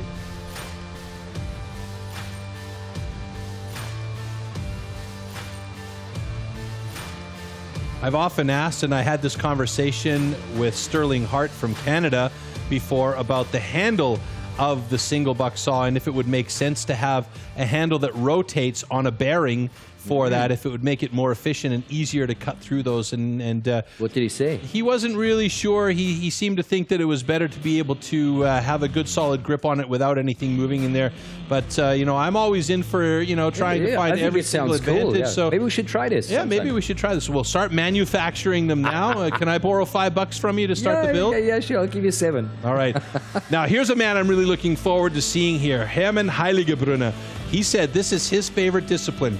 And if it's his favorite discipline with his power and his positioning, then watch out, world, here I come. I'm getting the popcorn. And Josef Laier is in the heat with Heiligebrunner, and I'm really looking forward to seeing how both of these men manage to come through. Now, both of these guys have been in the previous heat against each other in the standing block chop. And it was Hermann who was a little bit faster. Let's see if he can do this on the single block. Go! All right, choppy starts, really fast, shortcuts to start things off with him. And Heiligebrunner, he's finally found his rhythm. He's into it. He's a good, I would say, more than halfway through. And it's, excuse me, Penka in this one. I had Josef Laier in that, but I read a heat too late, and it's Heiligebrunner with a personal best of 15:27 and the fastest time of the day so far. Penka also with a 23:03 and a personal best. So again, personal best all over the map. And it is Heiligebrunner showing his skill with a 15:20 and the fastest time in single buck so far. All right, both cuts are good. Oh, that's a good sign. Both cuts are good. Official times are now locked and loaded, and that 15:20 will hold. Stefan Penka sitting in third place with a 22:83, just behind Günther Dahlinger and his 21:82. Very happy for Hermann Heiligebrunner. Yes. Yeah, he's been kind of out of the scene for the last year and a half. I mean, everybody has been a little bit COVIDiated because of having to sit at home and figure out different ways to occupy themselves. So to see these guys come back and come back this strong is really fantastic. And yeah, Penka, I mean, knowing that he was going up against a guy who really loves this discipline, it's his favorite, he did a good job, and so sits now in third place in the single buck rankings. We have 2 more heats to go here. Oh, wait a minute now. Yes, 2 more heats. I am almost not telling you falsehoods. Heat number 4 with Josef Laier and Peter Ritsch, and heat number 5 with Manuel Heumer and Armin Kugler. So here we have the points so far. Heiligebrunner 16, Dahlinger 14, Penka 12, and Fasching 10. But like you said, 2 more heats to come. Yep. So everything can change. And a whole bunch of personal bests just going out the window there. So that's awesome. And there we have Josef Laier. I told you guys that he was in that last heat, which was a complete falsehood. So he is, in fact, in heat number 4 up against Peter Ritsch. Josef Laier, the man with the experience. Peter Ritsch, the guy who's new on the block in the pro discipline on the national stage. So, yeah, good opportunity to see how he fares against a man with a lot more experience. We should qualify that a little bit, though, that's saying a lot of these guys that are coming in and having their first exposure as pros on the national level came from the rookie ranks, all of them, in fact. And so it's not like they don't have experience cutting and sawing, but they don't have experience at the highest level. And so that's what I mean. This experience for them is very, very important to really see how and where they stand with the best in their countries and eventually the best in the world. Well, it's like in tennis. You start off with Future, you go to the Challenger tournaments, and then you play the ATP Tour. And this is the ATP Tour. This is the ATP. Ready. Stand to your timber. 3, 2, 1, go! All right, Peter Rich on the right-hand side, Josef Lyer on the left-hand side. There you can see the view of Josef Lyer. Really great style, using that entire saw. He's got a pretty tall stance, but it seems to be working for him. But Peter Rich looking good. Oh! Just a big catch at the bottom there by Peter Rich. He left a knuckle on the bottom, but he did cut through the knuckle, and he's got a great time. Wow, 18.46 for that young man. That is fantastic for Peter Rich. And in fact, it looks like he might even be a hair faster than Josef Lyer. But I believe that there is going to be an adjustment here because Peter Rich did have a knuckle at the bottom that he needed to cut off. So there will be extra time added to his time once the competition control looks at everything. Okay, both cuts are good. Interesting. So it's been deemed official, and Josef Lyer, who I thought actually was faster, and I'm just being informed that their times will need to be double checked because it was Josef Lyer who did cut through his cookie before Peter Rich, and we'll see this in the slow-mo here. Josef Lyer, again, his style just fantastic on this discipline, using the entire length of that saw. Such an efficient cut. Now watch here as the cookie drops for Josef Lyer. There it goes, and Peter Rich bows the saw and drops the cookie. He's got the knuckle, pulls it back, cuts the knuckle off. So definitely there will be a time adjustment, and Josef Lyer will have the faster time than Peter Rich. It has not been logged into the system yet, but because that knuckle was cut off by Peter Rich. But I think Lyer also had a knuckle, a very small one, because he was adjusting as well. Was he really? Okay, I believe so. I believe so. Because I was focusing on him, and then he did it in a very special way. It was kind of, sneaky. Sneaky. Getting the chisel and hammer out to get it off. Yeah. And I hope we're going to get to see that in slow motion as well. Well, we did get the thumbs up from our stage judge who said both cuts are good, so that means they're fair cuts. We'll find out as we move on, and we'll update you as we move on. But in the meantime, we have our last That's what I have been waiting for. And it's Manuel Heumer up against Armin Kugler. Now, the guy that you've been really impressed by, Manuel Heumer, is really going to get to challenge himself against the best there is in Austria right now, and that is Armin Kugler.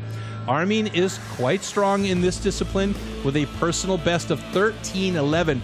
Heumer, however, no slouch with a time of 18:12. So, you know, he's not as fast as Kugler on best times, but you can't depend everything on the best times that you see from the past because wood changes, condition changes, you know, indoors, outdoors, all of these different factors play a role here. But we have seen Heumer with a fantastic day so far today, and he is obviously highly motivated. Athletes, ready. Stand to your timber.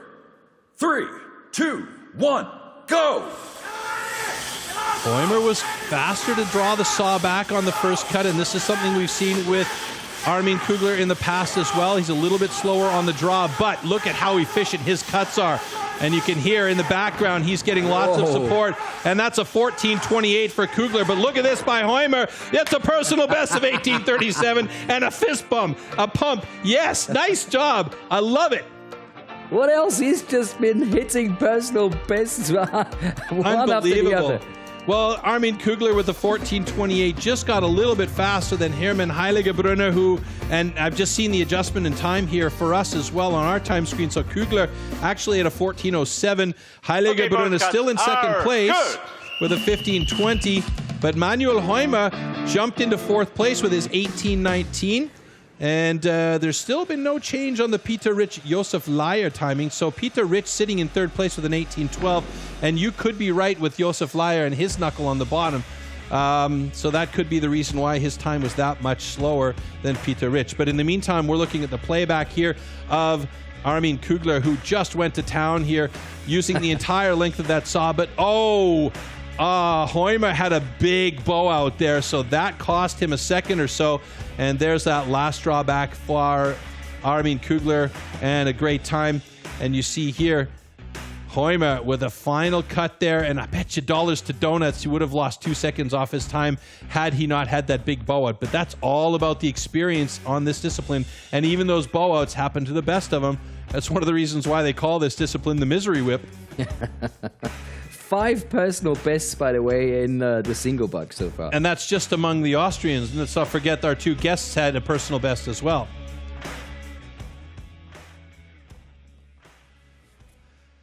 So, there you see some results, switching things around a bit. Ooh, Heiligebrunner bumping up to second place in the overall. Good job.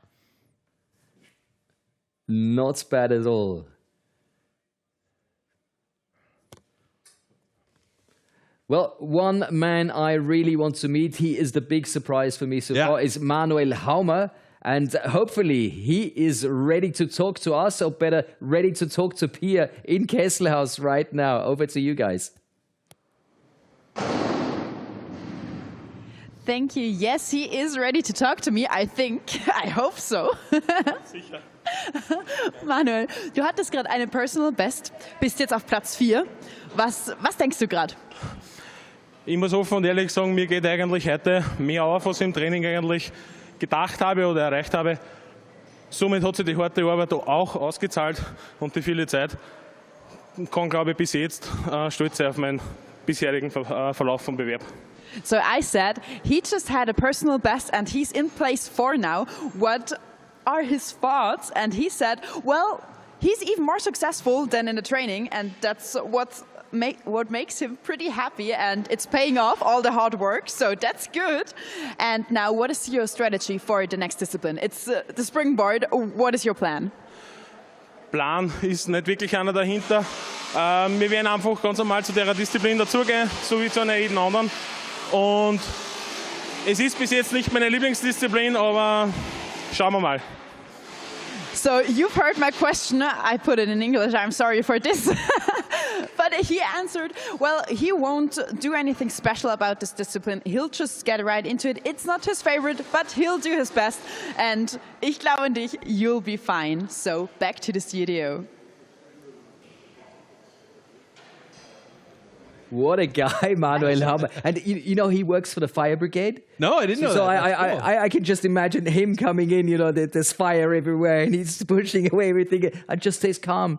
Calm as a cucumber, you know, all easy. Oh, he seems pretty relaxed there. And springboard, I'm going to do the best I can there.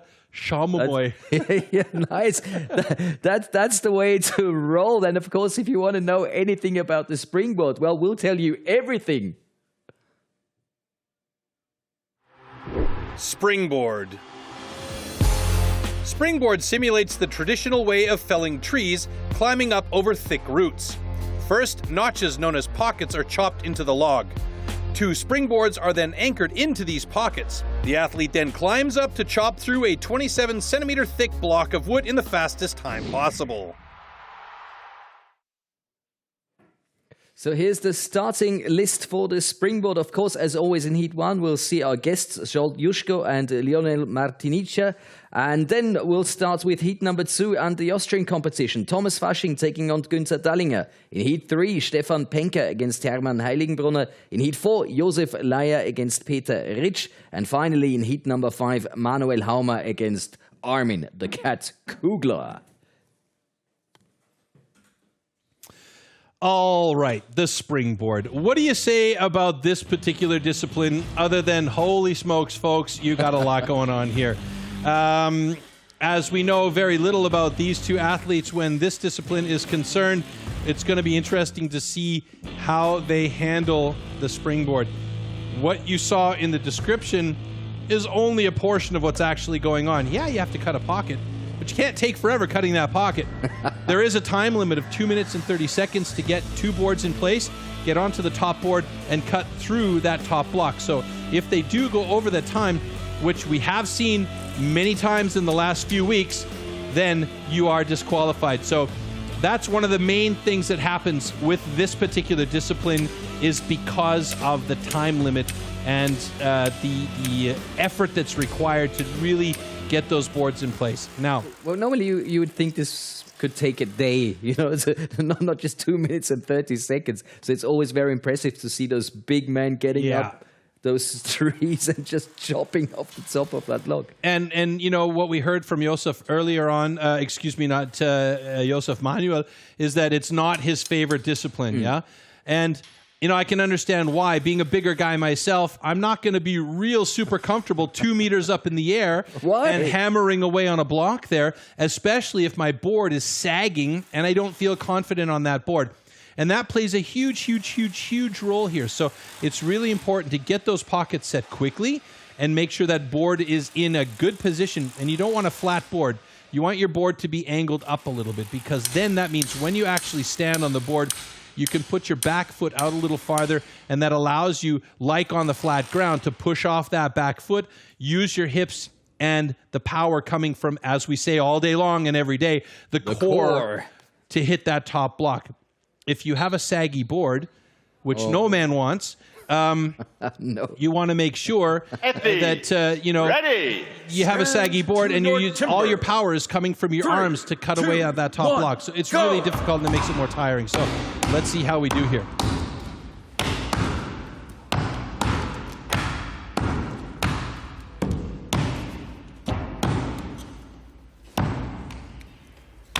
All right, you see there's a lot of hits happening here just to set this pocket for Jusko, but he's got his board in place. Now look at how saggy that board is. Nah, you don't want that. So he's going to go back and reset the pocket.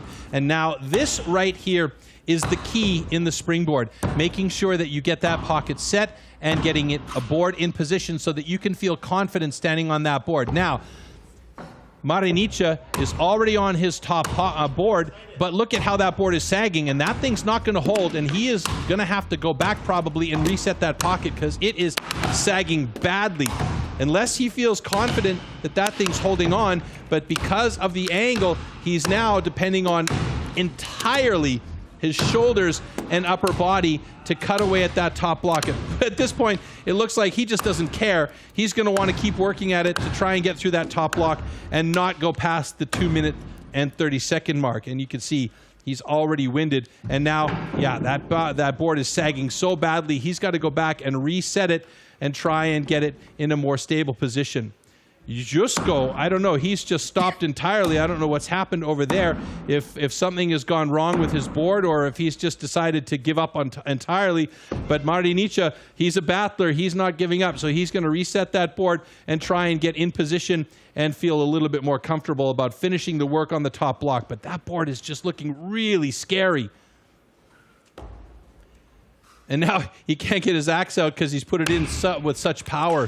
But again, you know, we're talking about the situation where you want to make sure you feel confident, and that board's sagging at 45 degrees. It should be up at 45 or 30 degrees at the very minimum. But now he's switched over to the other side. Now he's got 30 seconds to get through on the backside. Otherwise, we might be looking at a DQ here.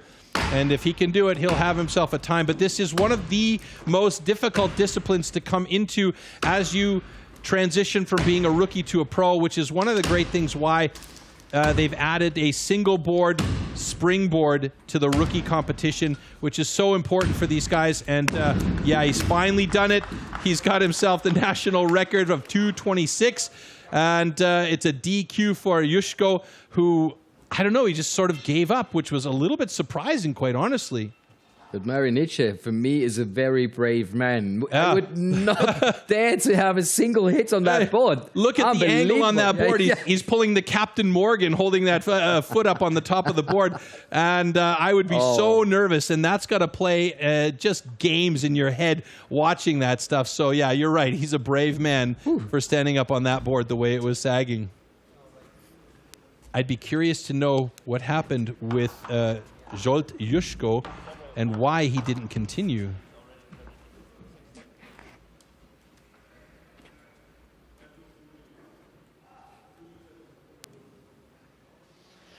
Okay, you have a DQ. You did not make it within 2:30, and your cut was good.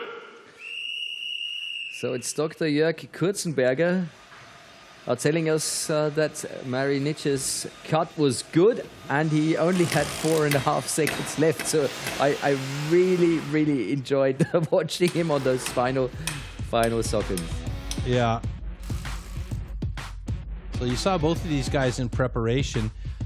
Both of them took quite a long time to set that first pocket, but it seemed like Juszko just, I don't know, his first pocket didn't satisfy him, and he just more or less gave up at that point. Now, there's the second pocket from Marinica. You can see Juszko's board is sagging badly on the left-hand side of your screen there as he tries to set that second pocket. And I don't know, I didn't even know if he tried to put the board in place or not. We didn't really see it.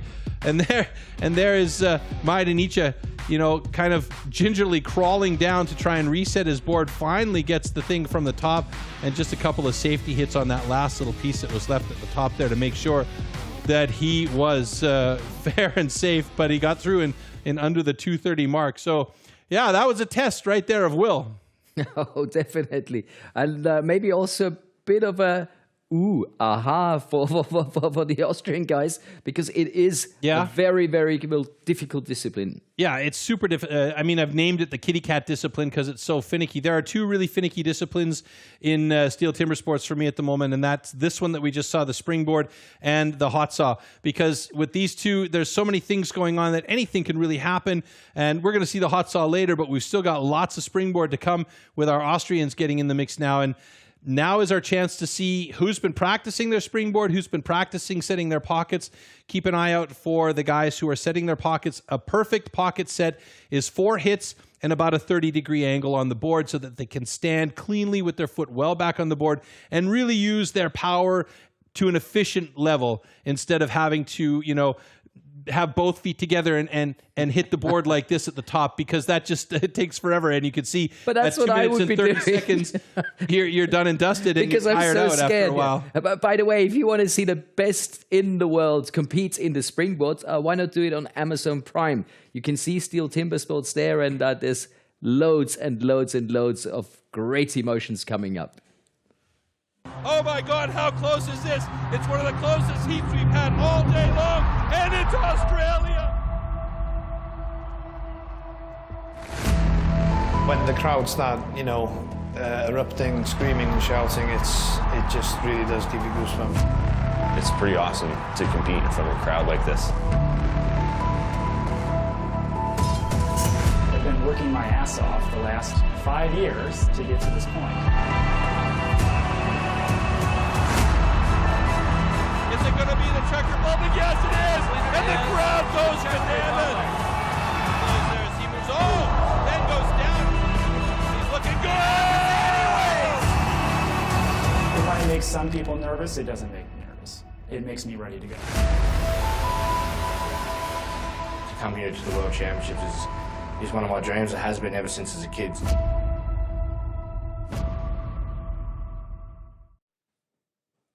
Beautiful stuff, and so much more to see. But for now, it's back to the Kessel House and heat number 2.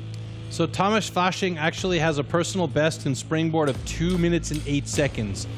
That is getting pretty close to the cutoff time, and he is going to want to improve on that today. Günther Dahlinger, as we've seen in the past competition, he is okay where it comes to the springboard, but he's a big boy at 130 kilograms. So he's going to want to make sure that those boards are absolutely perfectly placed. And as I mentioned before, I do not want to see anyone drop. No. I mean, you don't want to see anybody fall down, but definitely you don't want to see anybody fall from 2 meters up with a razor-sharp axe in their hand. You never know what's going to happen. So we'll cross our fingers for all of these situations. But what we have seen is that Günther Dahlinger seems to be pretty solid in setting his pockets, because he knows he's got to have a really steep board in order to hold his weight. And as a strong man, that is definitely his advantage if he can get up there and really throw all his power into it. Stand to your timber. 3, 2, 1, go! Thomas Fasching at 90 kilos has my dream weight, and he is the slighter of the two. This is about trying to get those pockets set really correctly and making sure that you can be up in a solid position. Now, the bottom board isn't quite as important as the top board, but it doesn't necessarily mean it can sag down and have that 30-degree slag in the lower end. Now, both of these guys have their first board set. Thomas Fasching seems to be really solid with his second board already. It's about, yeah, well, he's got a bit of sag in there. He's not feeling it. And you can see Dahlinger also has a bit of sag in his first board. So for him, it's going to be really important to get that second board set absolutely perfectly. Now, just to give you a bit of perspective here, folks, the perfect world happened in Stuttgart in, I believe, 2016, when Sterling Hart did this discipline in 35.67 seconds. These guys are already doubling that now. Not to say anything against how they're performing here, but the fastest in the world, and that's a world record that I'm thinking is probably not going to be broken for a long time, because that was the perfect storm on that day for Sterling Hart. Günther Dahlinger, Thomas Fasching, just passing the 1 minute 20 second, but it's Thomas Fasching who was up on top first. I'm hoping for both of these guys that we're going to see personal best, but check out the board for Thomas Fasching on the left. It's flat, 90 degrees. So it's okay. It's not bad, but, you know, it would be optimal if he had a little bit more up angle. However, Günther Dahlinger's board is sagging quite significantly, and that is not what he wants, because now he's going to be depending on his shoulders and his upper body to do that work on the top block. And each time that he gets that axe stuck in there, it requires more effort and more energy to pull it out and start again. Thomas Fasching, on the other hand, has good flow going on the other side as we just passed the 2-minute mark here. So we're getting close to that timeout for both of these guys, and I'm really hoping that we don't see a DQ for either of these guys, but I'm having trouble imagining that they're going to get through in the time. We got 15 seconds left for both of them to get through. Thomas Fasching may well do it, but he's coming real close, and he's got to get it done here with 6 seconds left to go. There he does it. Thomas Fasching has some points in the blocks, and it's a DQ for Dahlinger. Oh, that is unfortunate for Günther Dahlinger. But Thomas Fasching, he fought and he fought and he fought, and he got through. And the board right there for Günther Dahlinger is the tell-all, absolutely, why he didn't have the power. He's a big man. He can't have that sag. And if he didn't have that sag, if he had a lift, he would have been able to use that power that he has. He is so powerful, and had he had a good lift on the tail of his board, it would have been a different story. I promise you that, because he has such a good standing block chop. And that's basically what you're doing up there on the top of that second springboard. All right, your cut was good, and your cut is a DQ out of time. Almost felt sorry for him saying that. Absolutely. Yeah. A lot of sympathy for these athletes, no doubt about that. But Thomas Fasching grabbing some points, very important before we go into the hot saw. Of course, only 6 athletes will be able to go to that round. I mean, of the two disciplines that are in this second round, this one is the one that really is the key to getting into the hot saw, because you can live and die with the points that you make here to making the top 6 to get that hot saw. And the hot saw is, as we call, the make or break discipline. So, you know, you want to get there. You want to be in that hot saw list. And at the moment, it is Günther Dahlinger is out of it. Thomas Fasching, ooh, he's on the bubble at 5th right now. So if he can stay 5th or 6th, then we'll see him in the hot saw. Unfortunately for Günther Dahlinger, he just doesn't have enough points after that heat, and he is currently sitting in 7th place in the overall standing, so we won't see him in the hot saw. And again, he's going to look at this video footage, he's going to go back home, and he's going to say, okay, how can I make those pockets happen quicker, and how can I make those pockets happen with more stability for my board? And that is really important in this discipline. It's really the only thing about this discipline that's got to have everything in key position.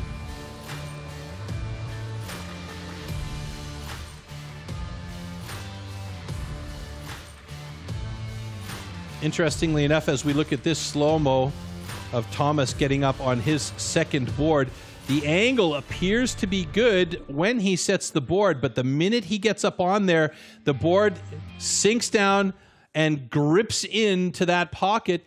Luckily, he had more or less a flat board at 90 degrees, so that wasn't a major sag, and he could push off that back foot a little bit, but it would have been a little bit better had there been a little bit more angle so that he can really hammer into it and cut his time off a little bit more. So again, it's experience, it's trying it and testing it and seeing what works and seeing how you can, you know, push the boundaries a little bit to try and get that perfect forehead pocket. That's wanted to ask because I'm pretty sure that'd be interesting for our viewers. You've been showing it to me, but I know it wasn't on camera yet. The difference it makes, you know, if the board is like this or like this, just for that angle you get. Being able to push off that back foot. But you demonstrated so well before, and I just want to see it. But it does make a difference if you have to cut like this or if you can chop from up there. And I think that's what it's all about. By the way, a lot of chopping still going on this summer. So we'll take a look at the schedule for the rest of the month and everything you have already missed, but can, of course, get to see online or on Amazon Prime. Here are the dates from August and September, which you should look a little closer at. Ooh, they've just added September and October in there for us. Nice. Nordic Pro Championship coming up on the 28th of August. Before that, of course, on the 21st, the big German Pro Championship, where we still hope we might have a live audience to go with it. Fingers crossed for that one in Gelsenkirchen. Oh, yeah. Then on the 12th of September, the World Trophy European Qualifier. And on the 2nd of October, drum roll, the individual World Championships here in Munich. Yes. So that's a great way to practice for that. And I know Armin Kugler's big goal is to be part of those World Championships. Yeah. Yeah, that's a big thing for him because he wants to be in that World Championship.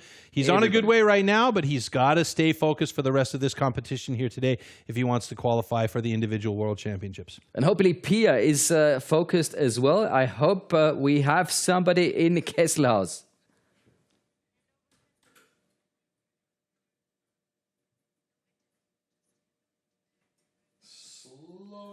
Oh, we're back to the springboard. Heat number 3, ready for that. Stefan Penke against Hermann Heiligenbrunner. Lovely.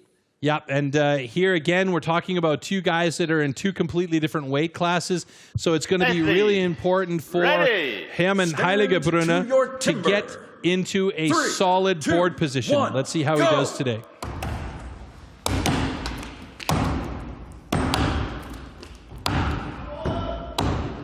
Good board set by Stefan Penke, and Heiligenbrunner not that far behind. Let's see how this holds him. He looks pretty good on that first board.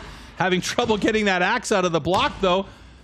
Penke has got a bit of sag, but Heiligenbrunner's first board is really nice. It's flat, but it's not sagging too much. Important for him right now, as it starts to sag a little bit, is to make sure that he gets that second pocket set. Penke really getting in there with the pick and chisel to try and set his second board as he crawls up on top using the axe. Oh no, that thing's sagging a bit too much as he tests the back of the water on that one.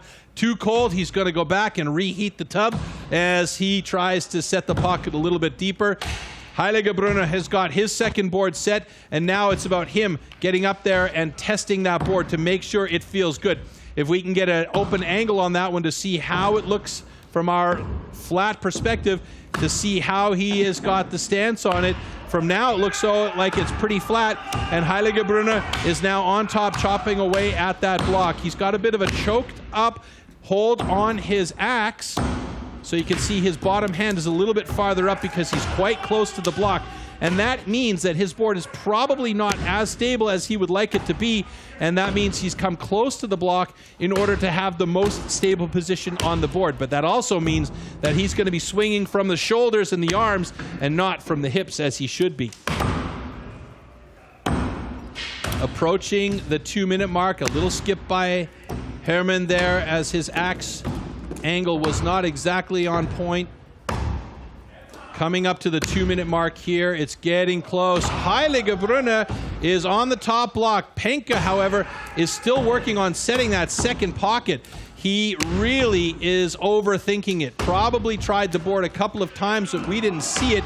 And now Heiligenbrunner is exhausted, having used all of his energy in the upper body to try and cut the first side here. Hasn't even switched over to the other side as he barely has any power left in the gas tank. And Penka has just started on his top block, and I don't think we're going to see him or Heiligebrunner making it past the time limit here, unfortunately for both of these guys, as they have fought hard to get up onto the top there, and that's DQs for both of these gentlemen. And for Heiligebrunner, that's really unfortunate because he was sitting in second place with 39 points, but he should hold on to that position, tied with Peter Rich, who is going to be coming up in heat number 4. That is a bummer. Anytime you see these guys go past a time limit and get the DQ on this one, that's really unfortunate. But, you know, it's like I said, you got to get those pockets set as quickly and as accurately as possible so you can get good board positions. And you could absolutely see Heiligebrunner at the top there. He was breathing heavy. Unfortunately, 2 DQs out of time. And just like you said, he was so close to the wood. Yeah, he was right up there, and he had to choke up on the axe in order to get you know, the axe head hitting the wood in the right spot. So, you know, and that's what I'm talking about. If your board doesn't feel right, you're not confident with it, and then you step towards the board or towards the block, and then you've got to choke up on your axe. And then once you choke up on the axe, you just don't have the power, and it's all coming from your shoulders and your chest, and there's nothing left there after you try and get through that 23 centimeter block on the top. It's just really difficult. And there you can see Penka. His first board was in position really nicely, and then he just kept cutting away and cutting away and cutting away to try and set that second board. Now, Heiligebrunner actually had his second board set pretty nicely, but once he got up there, the tooth at the front of the board where it grips into the wood just didn't have the grip that he felt like he needed. Didn't feel good about stepping onto the back of it. And you can actually see there, the angle wasn't that bad. He was just above the 90-degree mark. So it started to sag towards the end. And there you can see Penka, he kept fighting, and I love that. I love the fact that he just didn't give up. That never say die mentality is so important in this sport.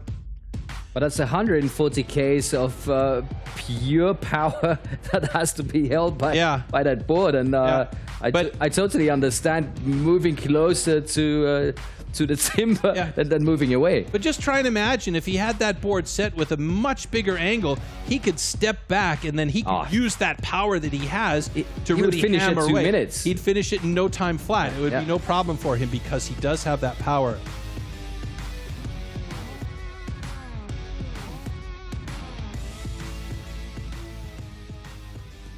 So actually, for the moment, I am a little, not to say worried, but we had so many personal bests, and now we had 1, 2, 3 DQs already. Yeah. So it's a tough discipline. It's a really, really tough discipline. And I mean, it's like I said, it's about getting those pockets set. It's about the experience in the discipline, and it's about the fact that these guys come from, you know, from another place, getting into this discipline, which is one of the original disciplines, I might add.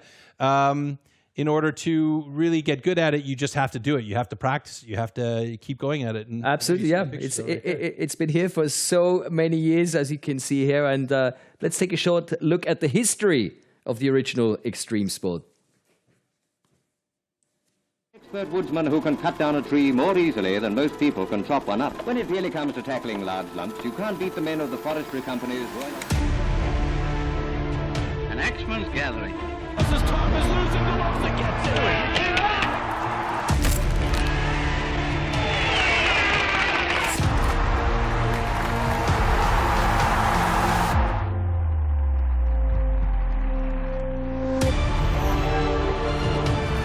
Look at this, Korek is playing a great game of catch-up.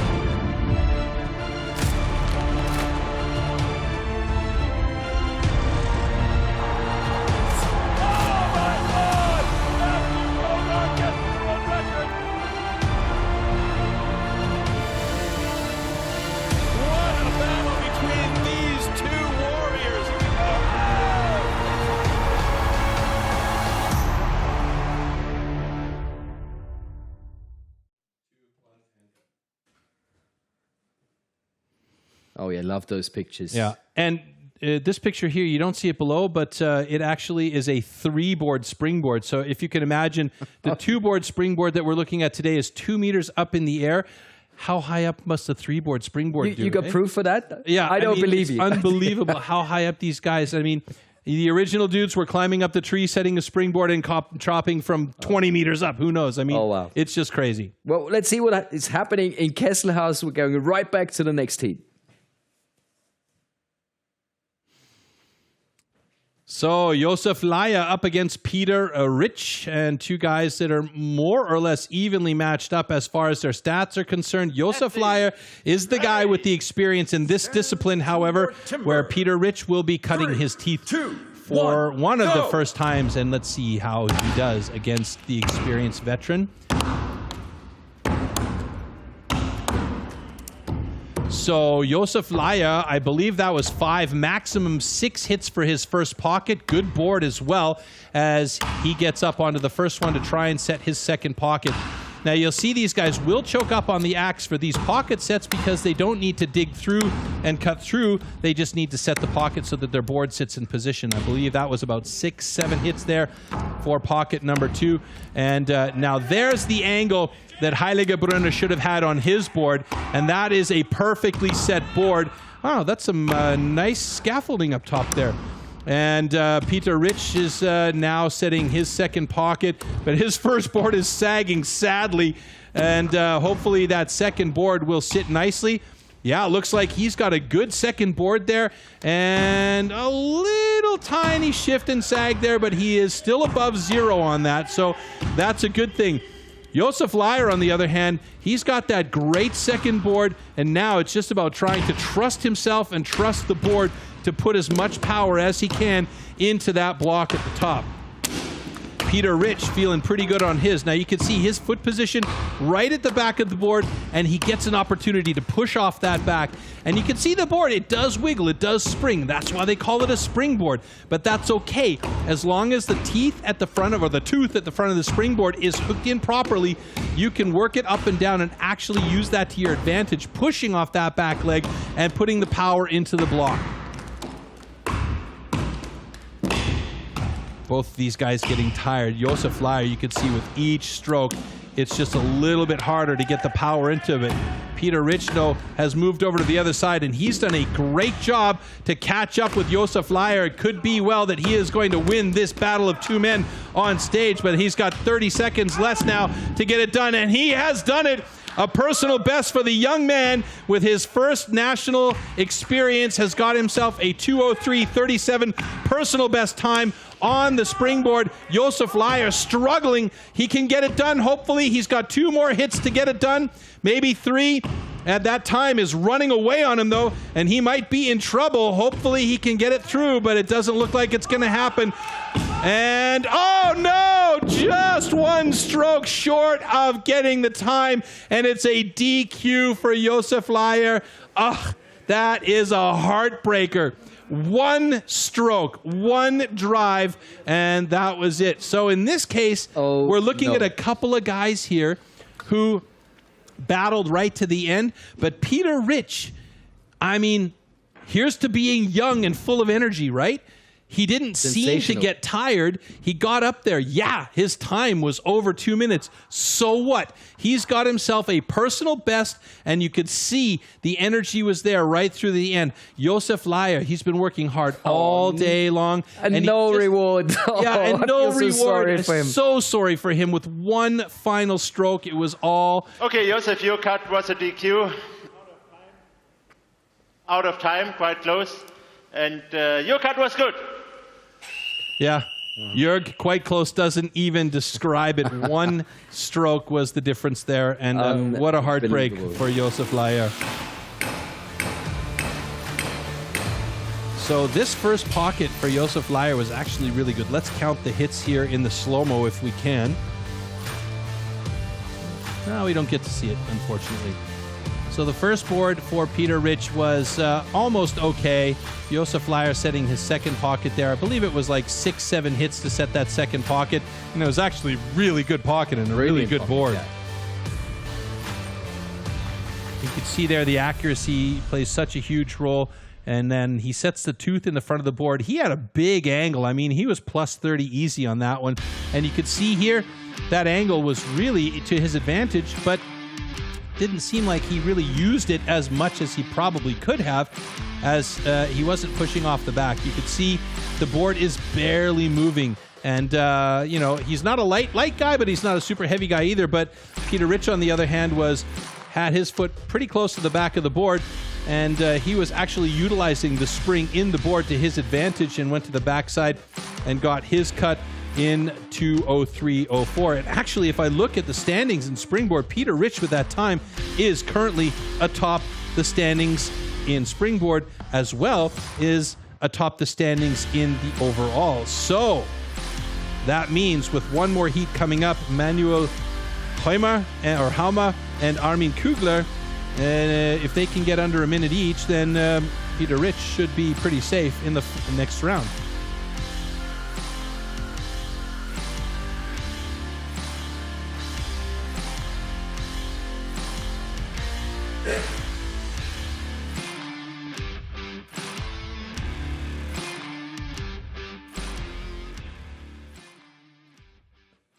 So I've been taking a closer look at Peter Rich, 80 Ks, 182 centimeters tall, from Carinthia, and he loves to ride a bicycle. Is that what you need to do to be good at the springboard? Because that was very, very impressive. Well, riding the bicycle is definitely going to give him the fitness that he needs. And I mean, if he rides for long distances, that fitness is going to play a role, especially in a discipline like springboard, where once you get up onto the top, you've been climbing, and then you've got to have the fitness level to hit at the top. And that's the main thing here.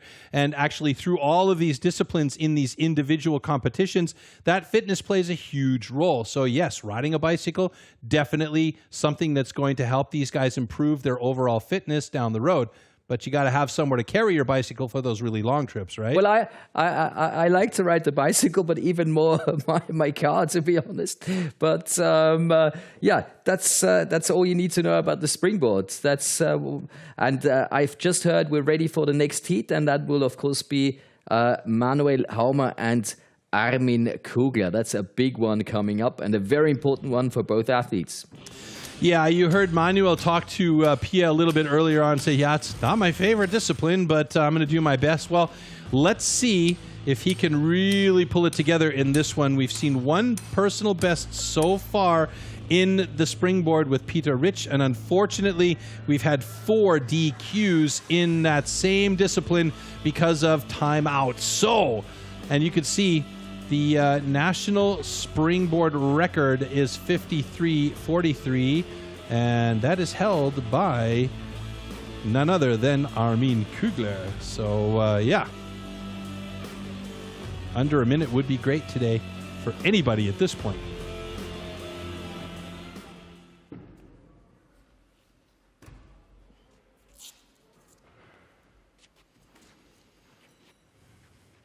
So keep a close eye on this first pocket and board for both of these guys. Ready. Stand to your timber. 3, 2, 1, go!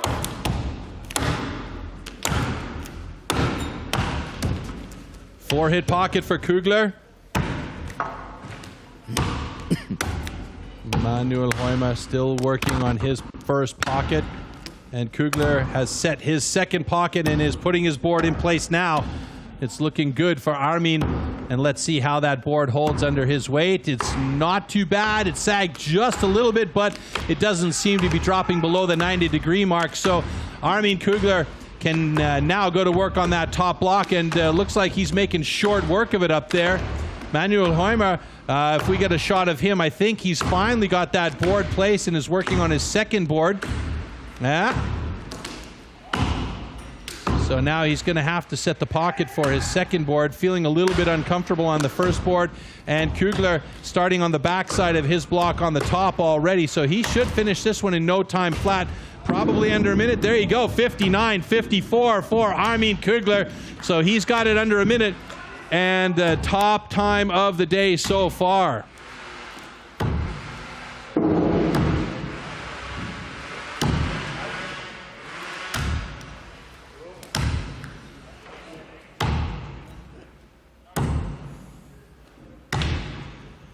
Hoima struggling to get that second pocket set. And again, this is all about the confidence and the practice of getting those pockets set as quickly as possible. Getting close to 40 as we just passed the 1 minute 40 second mark here. He's got to get that board in place and start working on the top block. And as you heard him say earlier on, it's not his favorite discipline. And anytime a guy says something like that, it's not my favorite discipline, you know that he's got to go back and work on that discipline at home to make sure that he has really got that thing locked and loaded for future events. Now, check the board from Hoima, though. He's only got 30 seconds to go, and he's got to get up on top of that top block and get to work. He's going to try and use the axe to give himself a leg up as he's struggling to get onto the second board there. It looks solid, actually. He's got a good angle on it, so he's placed the second board nicely, but he's just way, way too slow in the time as we've got to 2:27, 2:28, 2:29, and time out for Manuel Hoima. That is a bummer because that second board looked fantastic. If he had been able to do that much earlier, then he would have been in much better stead there. But that's a tough, tough, tough job. So we've had so far 5 disqualifications in the springboard due to timeout, with Thomas Fasching, Peter Rich, and Armin Kugler all having times that are scored. Okay. Your cut was a DQ, out of time. Armin, your cut is good. Well, and that's an impressive 64 points for Armin Kugler at the moment. And season's best time, by the way, on that springboard. Great.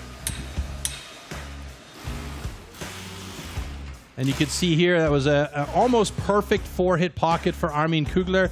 And we shifted over to this view of Manuel cutting his pocket. He just took a lot of time on that first board.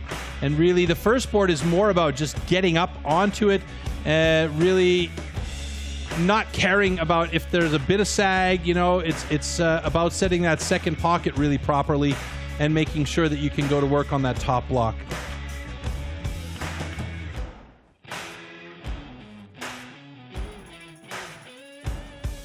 And look at this, Armin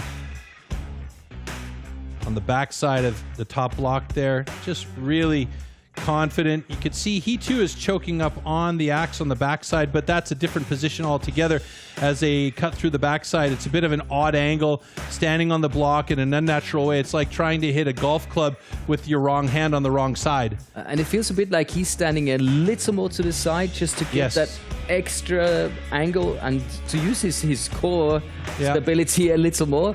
As we proceed to the ranking after round 2. We only have one more round. That is the hot saw. That is round number 3. So it's time to find out who made it to round 3. That's 6 athletes, and you can see them right here. All right, well, we have Thomas Fasching in there. He managed to stay on the cusp and hold on to that 6th place position. Josef Leier in 5th, Manuel Hoima in 4th. He's in the mix still. He's going to go to hot saw. And we've got Hermann Heiligerbrunner, Peter Rich, and Armin Kugler. Well, that's a very nice combination. These 6 athletes are going to battle it out. So, of course, all the trumps and all the aces with Armin Kugler for the moment. But let's take a closer look at the top 2 going face to face. So it was the young man, Peter Rich, in this case, in our side-by-side analysis with Armin Kugler. And you could see Armin Kugler wasted no time in setting that first pocket. But look at that. Peter Rich was not that far behind in setting the first pocket. The board took him a little bit of time to get in there. And now he just had a bit of a sag there as he balked on his first 3 swings until he felt like he could finally start hitting. And those first 3 swings are about 4, maybe 5 seconds time. So make an improvement there. Look at that bottom board by Peter Rich, though. It just looks like a noodle. And Armin Kugler already working away at the top. But again, this comes down to experience and practice. The springboard is all about practice. You got to get there. You got to do it. You got to get there and you got to do it more. And then when it's terrible, you got to look back at how you can improve it and do it some more even again. So Peter Rich got up onto his second board well after Armin Kugler was more or less 90% of the way through his block on the second side. And there you can see the difference between these two guys. 1 minute and 3 seconds nearly between these two guys. So yeah, it's all about practice. practice. It looked like Armin got 3 times more strokes onto that wood compared to his opponent. Yeah, I mean, when he was up top, he was hammering away, and that's the thing. He had really good flow. He had really good rhythm. Everything was working for him, and that's his experience. I mean, he was never really the greatest springboard athlete, but he knew that this is an area where he needed to improve. So he went back home, and he looked at what things he could do to make it better, and it's just about the practice. And of course, the wood is very, very important. Absolutely. To make sure that all the competitors get the same fair chance. And how we find that kind of wood, well, you're going to see right now.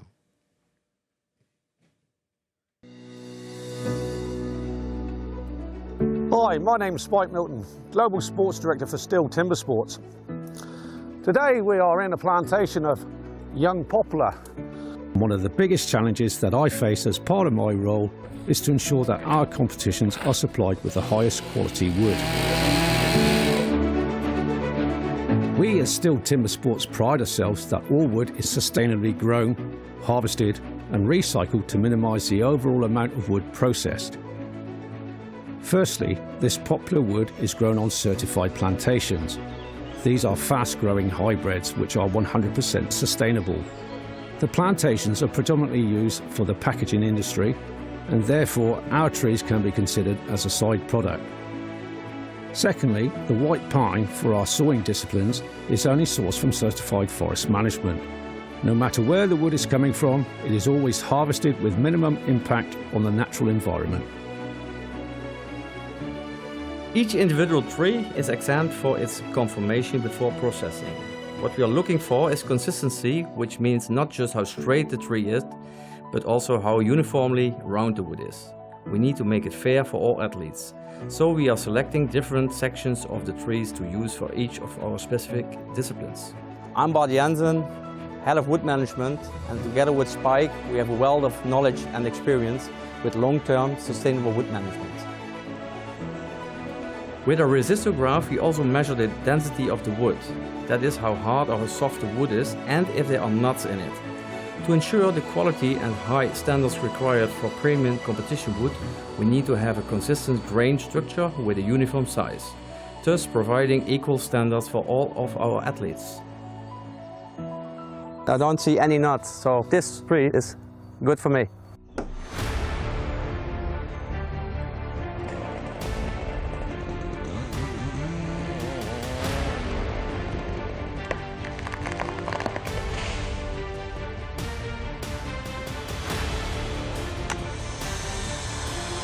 Once the trees are felled, extracted and transported to our facilities, we measure, mark and then cut the wood into sized blocks.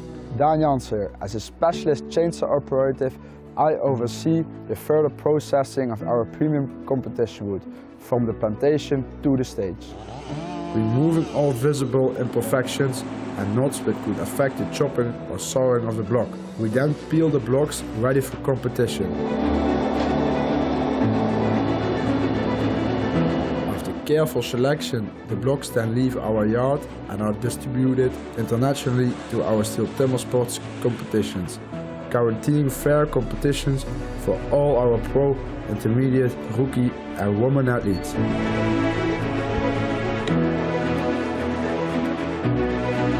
After all our STIHL competitions, all the spent wood is collected and recycled right down to the wood chips and sawdust, which, for example, is converted into renewable energy in the form of wood pellets for biomass. Only 2/3 of all organic residues results from competitions. 1/3 is already from wood preparation.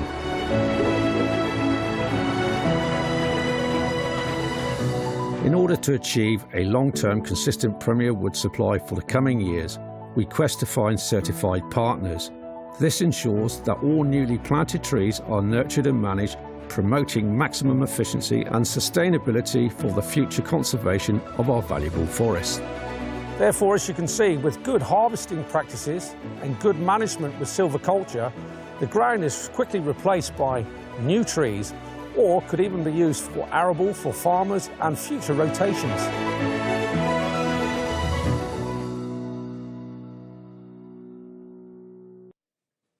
Well, the original extreme sport has become a long way to become STIHL timber sports. We've just seen it. This is absolutely professional, and you need to be a clear pro to do our last discipline, the hot saw. Yeah, you can't mess around on this one. This is the other finicky discipline that I mentioned earlier on in the broadcast.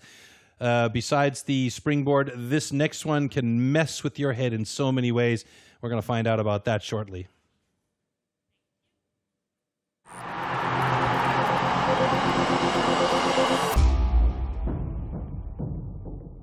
These custom, handmade, race-tuned machines are built for maximum power and precision and to cut the wood as fast as possible in a competition. They are built with a 60 to 80 horsepower single-cylinder two-stroke engine, often taken from a snowmobile or high-powered motorbike. The hot saw can weigh up to 30 kilograms and its chain rotates at over 250 kilometers an hour. The cost of a competition hot saw used in STIHL timber sports is upward of 6,000 euros. Hot saw. For the hot saw, power saws are called into action and the athletes have a space of 15 centimeters to cut 3 complete discs off a 46 centimeter thick wooden block. Jumping the start or cutting over the line will result in a disqualification.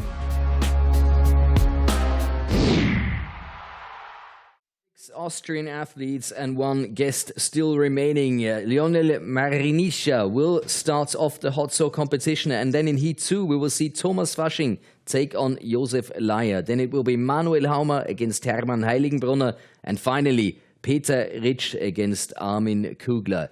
This is it. This is the final discipline. This is the maker or the breaker. Yeah, the maker or the breaker for our Austrian athletes. It's all about getting 3 cookies on the deck as quickly as possible. Now we have Lionel Marinisha, who will be on his own on stage to try and get his hot saw going. Now, I mentioned this is a very finicky discipline and it can mess with your head in so many ways. So what happens here is they get a chance to warm up the saw. This is the opportunity for these guys who know their equipment so well to really make sure that everything is absolutely running perfectly. You're going to see 2 different types of saw engines, and you're also going to see 2 different types of saw blades holding the chain in place. Now, he has got a Forester saw a blade on there, which is a straight blade. Now, what's happened here is he started the engine up, gave it 1 quick pump of the trigger, and I'm not sure if that thing stalled on him or if that was on purpose. And normally we're going to see these guys run those engines a little bit longer to make sure it's warm enough and really ready for when they have to do the pull start at the competition. But it seems like he knows that saw well enough, so it's all about getting into competition mode now. But then again, anything can happen here. So he could pull that string, that starter cord, and it could not start. He needs to rewrap it then and try and start that saw again. Because these things are high-performance machines, they are so finicky, anything can happen here. Let's see how this goes for Marinisha. 2, 1, go! Gingerly with that first cut. He's got to have 3 cookies nice and clean within the 15 centimeter markings. And oh, he's cut out. Now he's got to reset it and cut another cookie. And hopefully he's within those markings, but he did see the cutout. Those are beasts. You're wrestling that heavy 35 kilo saw as well as all the machinery that's moving in there and then having to aim and cut clean. So, as we saw with Springboard, Marinisha is a fighter. He is a battler. He does not want to give up. Let's see if he's got good cuts. Okay, your cut is good. Jörg's little pauses there. Your cut is good. I like that. That's entertaining. It's yeah. entertaining, and it keeps the pressure up on the guys. Let's put it that way. So they'll set up the stage again really quickly as we take a quick look back here. That's the harvester blade on that saw, and that is a straight, flat blade that holds the chain. Now watch this. hovers a second to set the saw position. It is wrestling, a wrestling match there. Takes a bit of time on the upstroke for the second one. It's a good cookie. Now watch this here. He cuts out. Cuts a little chip out. Now he's got to reset. That takes a good 2 seconds to redo that. And in this particular discipline, 2 seconds is the difference between last and first place. Easily. Now, as he is a guest and just here to get some practice, he will not get points for the overall standings against the Austrians here. But look at that right there. That just is a ton of machinery throwing sawdust everywhere in that mega super slow-mo. And you can even see the chain sparking a little bit there.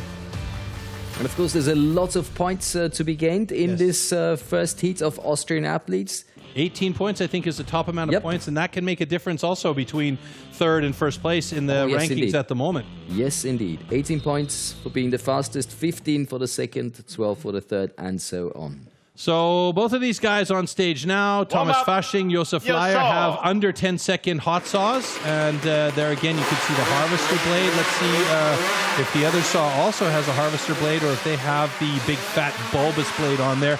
I'm of the opinion that the big fat blade, no, they're both using that straight harvester blade. I'm of the opinion that that big fat blade on those saws allows for the chain to have a little bit more tension, therefore having it less of a risk of it coming off the blade, which we have seen in past. We have seen that, yes. Yeah. With Martin Komarek was one of the big ones where it came off and he was battling hard to get it back on, but he just went over the time. So, yeah, let's see how this battle goes between these two gentlemen here as they are ready and raring to go and rip some wood with these hot saws. For all you gas heads out there, it is a fantastic discipline. Yeah, especially if you see it live, if you hear it live, if you smell it, if you... Oh, it's just... so loud, it's so fast, it's so noisy, it's great. Ready! Stand to your timber. 3, 2, 1, go! Josef Lyer and Thomas Fasching into that wood nice and quick. Both of them getting 3 good cookies on the deck. Josef Lyer with a personal best and Thomas Fasching with a personal best. Josef Lyer, a 7.10 and an 8.93 for Thomas Fasching. Fantastic. 2 personal best improvements down on the deck there with 3 cookies hitting the floor. But it looks like Josef Lyer had to cut another one. Now, I'm not sure what happened there. Let's find out what the judges say. Is that a complete cookie? It looks like 3 complete cookies already on the deck, so I don't know what happened there. We might have to get the slow-mo action on that one to see what the situation was. Oh, no. Yeah, you can see there's got a cutout on one of those first 3 cookies, so he had to go back and recut a 4th cookie in order for it to count, so that means he's going to have a much slower time. Both cuts are good. But there's always so much drama in that hot There's saw. always so much drama, yeah? Now that 7:01 personal best time of Josef Lyer is not actually going to stand. After he had to cut a 4th cookie, his time was adjusted to 25.91, meaning Thomas Fasching had the faster time of the two with an 8.85, and he had a personal best as well. Let's see if we can really see what happened here. So that's Thomas Fasching there. That's the little chop, but even with that, he had to reset, and he's got a personal best. Josef Lyer on the other side there. I don't know. It seemed to me like he had 3 good cookies, and then he saw something and had to rewrap the cord because he had already stopped the saw and restarted to cut that 4th cookie. Let's hope that was not just a bonus cookie. Well, I mean, we did see a cookie lying on the ground that didn't look to be complete, but I'm not sure if that was like a piece that broke off after it got cut. See, like what just happened there? So, I don't know. That's it's an interesting situation there, but he kept running the saw, so that means the time would have kept going. All right. Oh, wow. 290 Ks on stage now. Yeah, 2 big boys, and I mean, these guys can really, in this case, they can utilize that power and that weight that's behind them to manage and handle these saws probably better than anybody else in this discipline. And And so far, these saws have been more or less exactly the same setups. Rotax engines with the harvester blade. So here's an opportunity for Hermann Heiligebrunner to gain some good points. If he can be faster than Thomas Fasching and hold the top spot, even when Armin Kugler gets into the mix, he may well jump up, but he's going to need actually a lot of points to catch up with Armin Kugler right now. So Armin Kugler is just in control of this competition at the top.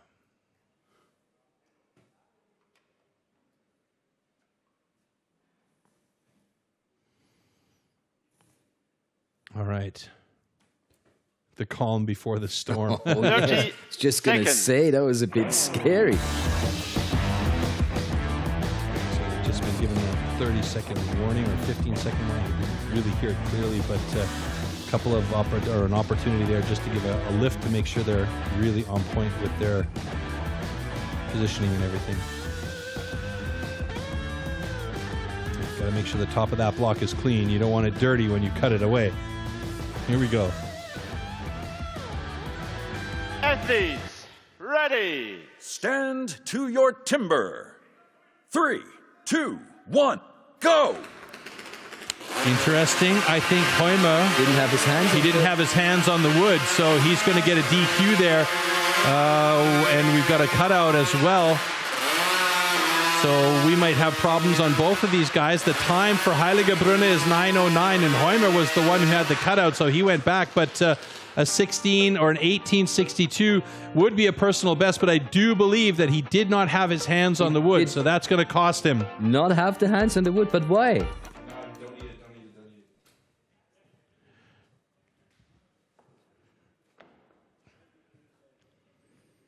All right, so there's investigations going on both sides, but it was really clear from the start of the competition that Hoyma didn't have his hands on the wood. Okay, unfortunately, 2 DQs. Your DQ, your finger were not on over the line, and you did not cut 3 entire discs. Well, that's a nice way of putting it. Your fingers were not. They weren't even on the wood at all. Both of his hands were just on his saw. Yeah. He must have completely blacked out on that one. I don't know. We'll take a look at it again here. This is just before the start there. We see Heiligebrunner with a final lift test and Hoyma. But I saw him in preparation. He had his hands on the wood. He did. Yeah, it's a strange situation there. So there we see the first cut. There's the cutout at the that second cookie. Obviously, he didn't see it.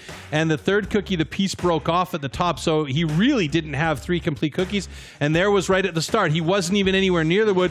He has his hands on the saw. So that's a no-no right off the bat. He's going to get slapped on the wrist. And he did with the DQ. So unfortunately for both of these guys, it was just a little bit of a flub. There's the incomplete cookie number 1. That one would have counted, I would say, because the piece only broke off because of the pattern of the wood there. So it was that second cookie, not the third one. The second cookie was incomplete.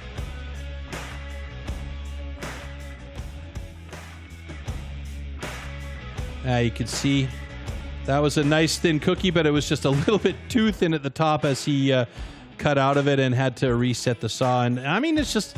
These are things that that he's probably, Haumer is probably going to the back. What am I thinking? I didn't have my hands on the wood, I mean... Maybe it happens to all of us, but... Yeah, everybody makes a mistake now and then, and that one just cost him the time that he probably would have had there in this one. But it's interesting now because that leaves the door wide open for Thomas Fasching with the fastest time thus far to move up, and Peter Rich and Armin Kugler still coming up in this hot saw here. Well, to be honest, to me, it's the big showdown now between Peter Rich and Armin Kugler. Yeah. 11 points the difference between the two, so it's Armin Kugler who is to favor. But as we've just seen, if you get a DQ, if your saw doesn't start, if you have an incomplete cookie, wham, Yeah, and so far all the saws have started cleanly.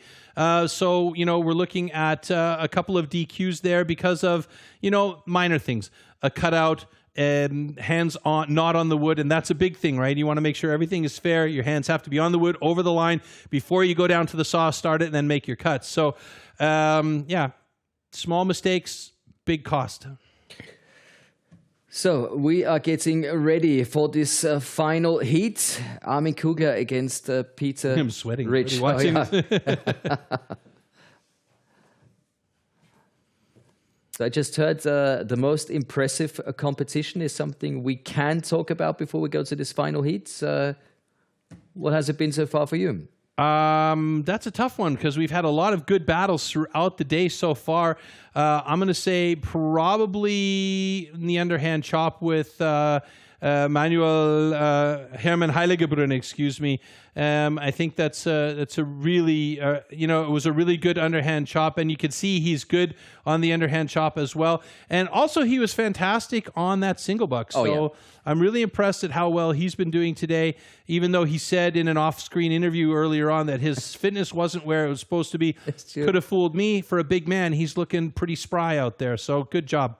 And of course, Armin Kugler being very impressive so far, but that's what we expected. He was the man to beat right from the beginning, and he's the man to beat in this final heat. This is hot, so heat number 3.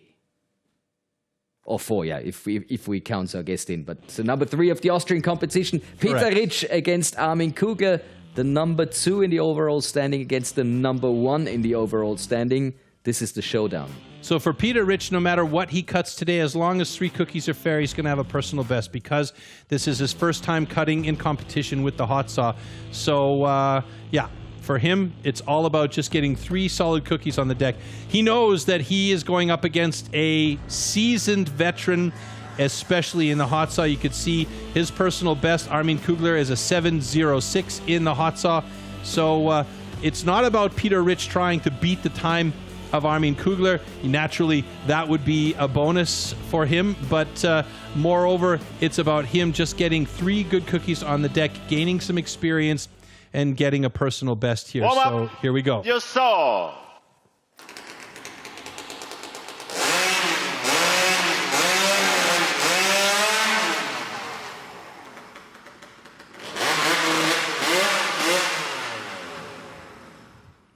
So far, I've seen no crazy variations on these saws. The guys obviously liking in Austria the way that the harvester blades are working. Everybody's had the same setup, more or less. Most of these guys will own their own saws. They'll invest a lot of time and money into making sure that these saws are absolutely what they want to have out there. They'll do tuning to it a little bit. They can tune it a little bit. They can tune it, a ton if they want. At the end of the day, it's an open season for that wood, basically, with these saws. I mean, and when those blades are spinning at 250 kilometers per hour, no piece of wood's really going to fight back too much with that one. So these guys have, they'll mess with the engines, they'll mess with the fuel mixtures, as we heard with Danny Martin. Oh, yes. He's got special gas for his. So here we go with the last heat of the day. 2, 1, go! So both of these guys really taking their time to make these cuts, and Peter Rich looks like he's got 3 good cookies on the deck and a 10-17, and there it is, that personal best. We're going to have an incomplete disc I'm hearing on one of the stands, so they're going to check that. That is unfortunate. Peter Rich. Oh, come on. And that's what I talked about. The nerves played a role, and he's got the incomplete cookie there, so that personal best. To that great time also. That would have been a brilliant one. It would have been brilliant for him to have that personal best, but I'll tell you what, Thomas Fasching with an 8.85 in second place, and Armin Kugler with an 8.30 in first. But Armin, your cut was good. And Armin Kugler, I mean, he was as cool as a cucumber. Yeah. So impressive. Just taking his time and still, being there right on top. Yeah. Brilliant stuff. I mean, he had the luxury of being the last guy to go because they switched the order of the rankings. And so, he saw everybody else. He saw the number of DQs that were there. He saw his score stay solid at the top in the overall rankings, and all he really needed to do is get 3 cookies on the deck. And this is the thing that Peter Rich probably misunderstood here. Yeah, he wants to have a fast time, but all he needs to do is get 3 good cookies on the deck as well. And that was the problem. He cut out with the toe of his, or the front end of his blade. And there you see 3 clean cuts from Armin Kugler. He even layered them on the floor in perfect form. Say, I mean, it doesn't get much better than that. How impressive is that? Yeah, if you ask him, here you go. Take a look. I meant to do that.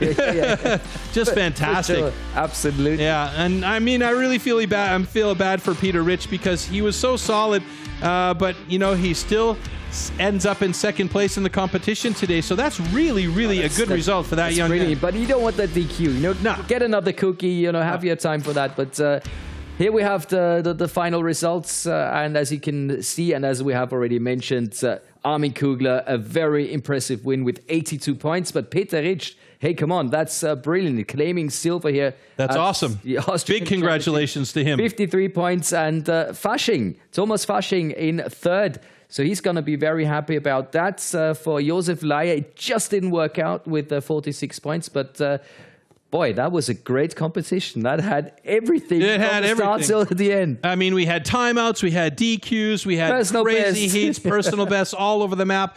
That's exactly what you want to see with the competition. Obviously, you don't like to see these guys get the DQs on these timeout situations, but you know what? These guys did a great job today. It was a fantastic competition, and we have a new Austrian champion, and these guys are going to be looking forward to getting in their trucks and driving home now. Huh? By the way, getting in their trucks, there's one I'd really like to get in, and I'll show you right now. That's my truck, I hope. Yes, there it goes.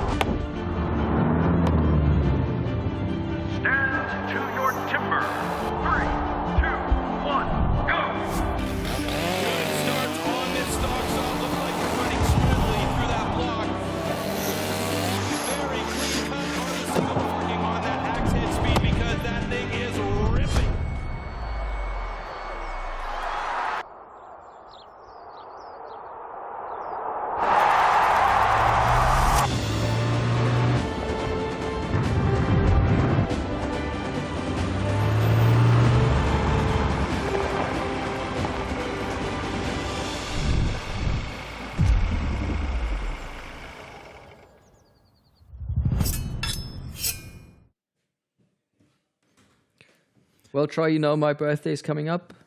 Yeah, I mean, I've got a while before mine, but, we could change back and forth. You give me the Raptor, I'll give you the Ranger. We're good to go, yeah? Brilliant.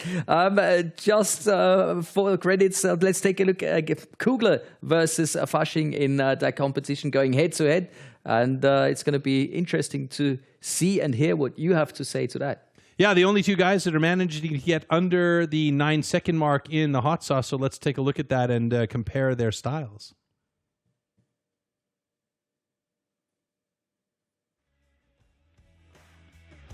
So both of these guys got a good pull on the start. Fasching was a little bit hesitant on that upstroke as he tagged the bottom and was a bit slower.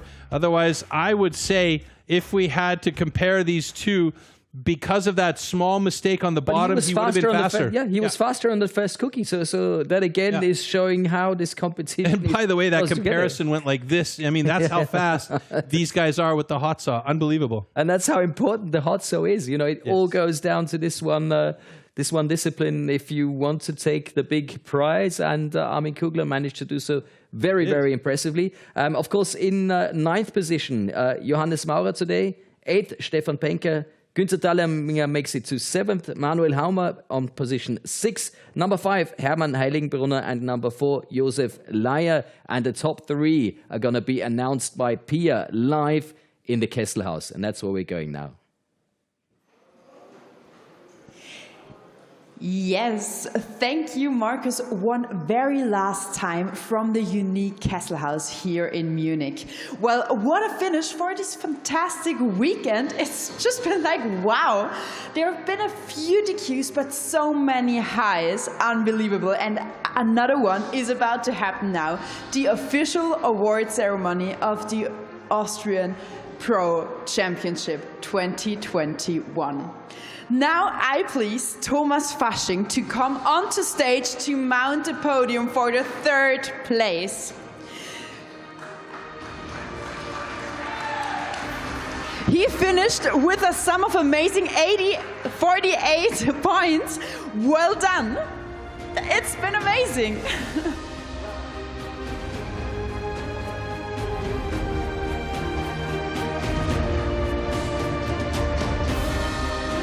With the broadest smile, he is accepting his award. In the 2nd place, with overwhelming points of 53, is Peter Ritt.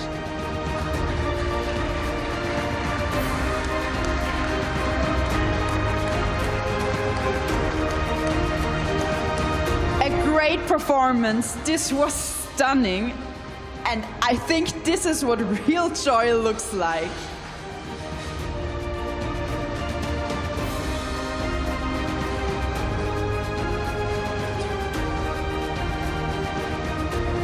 And the man of the hour, with overwhelming 82 points. In 1st place, the national champion 2021 of Austria is Armin Kugler.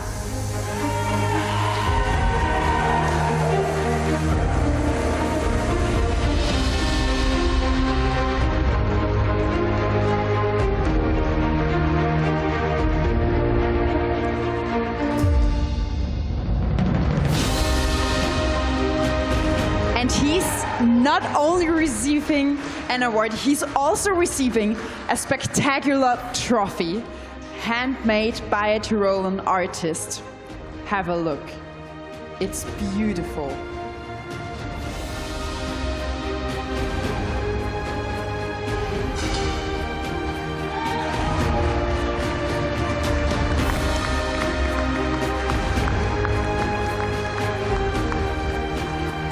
Now the only thing missing, well, what is that? The champagne shower. This will be unreal.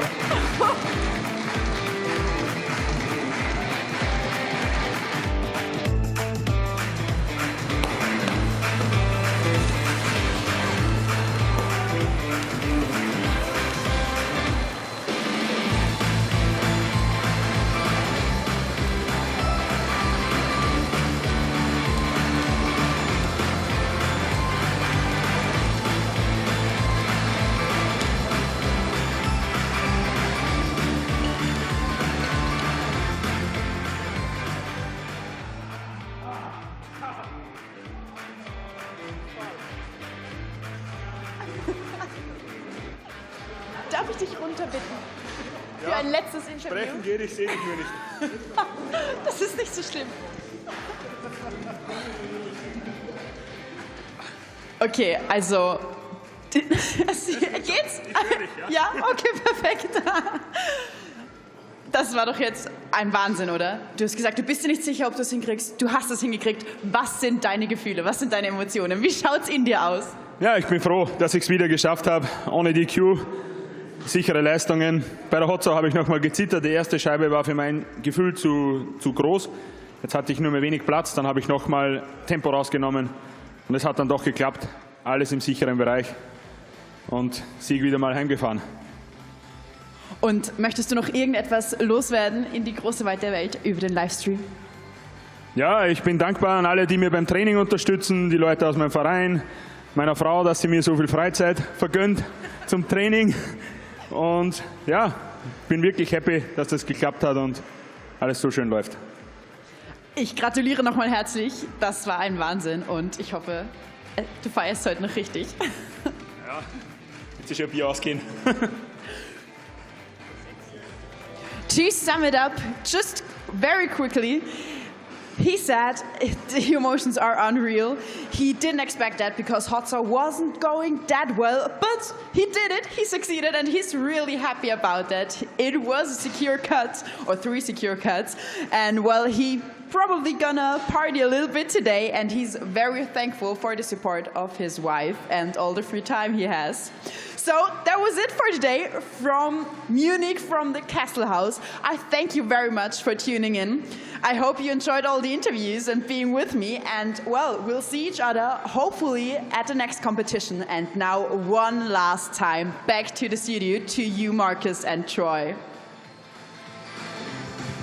Awesome pictures from the Kessel House. And did you see Armin, the cat Kugler, jump onto the podium? Yeah, I love that. Fantastic. I love it. Brilliant But stuff. I have to say, I'm really impressed with Peter Rich, the guy, first real pro national competition on the podium in 3rd place. He's had great results, but this is his best result so far. His good results came previously when he was in the rookie competition, and big congratulations to him on the podium for his first major national competition as a pro. Good job. Absolutely. And we'll be back soon, ladies and gentlemen, on the 21st of August. We've got the German National Championships coming up. Make sure not to miss out. And just to give you a good feeling before we go home, the highlights of today coming up for your entertainment in just a few seconds. From Troy and me, it's bye-bye and hopefully see you soon. Ciao, everyone.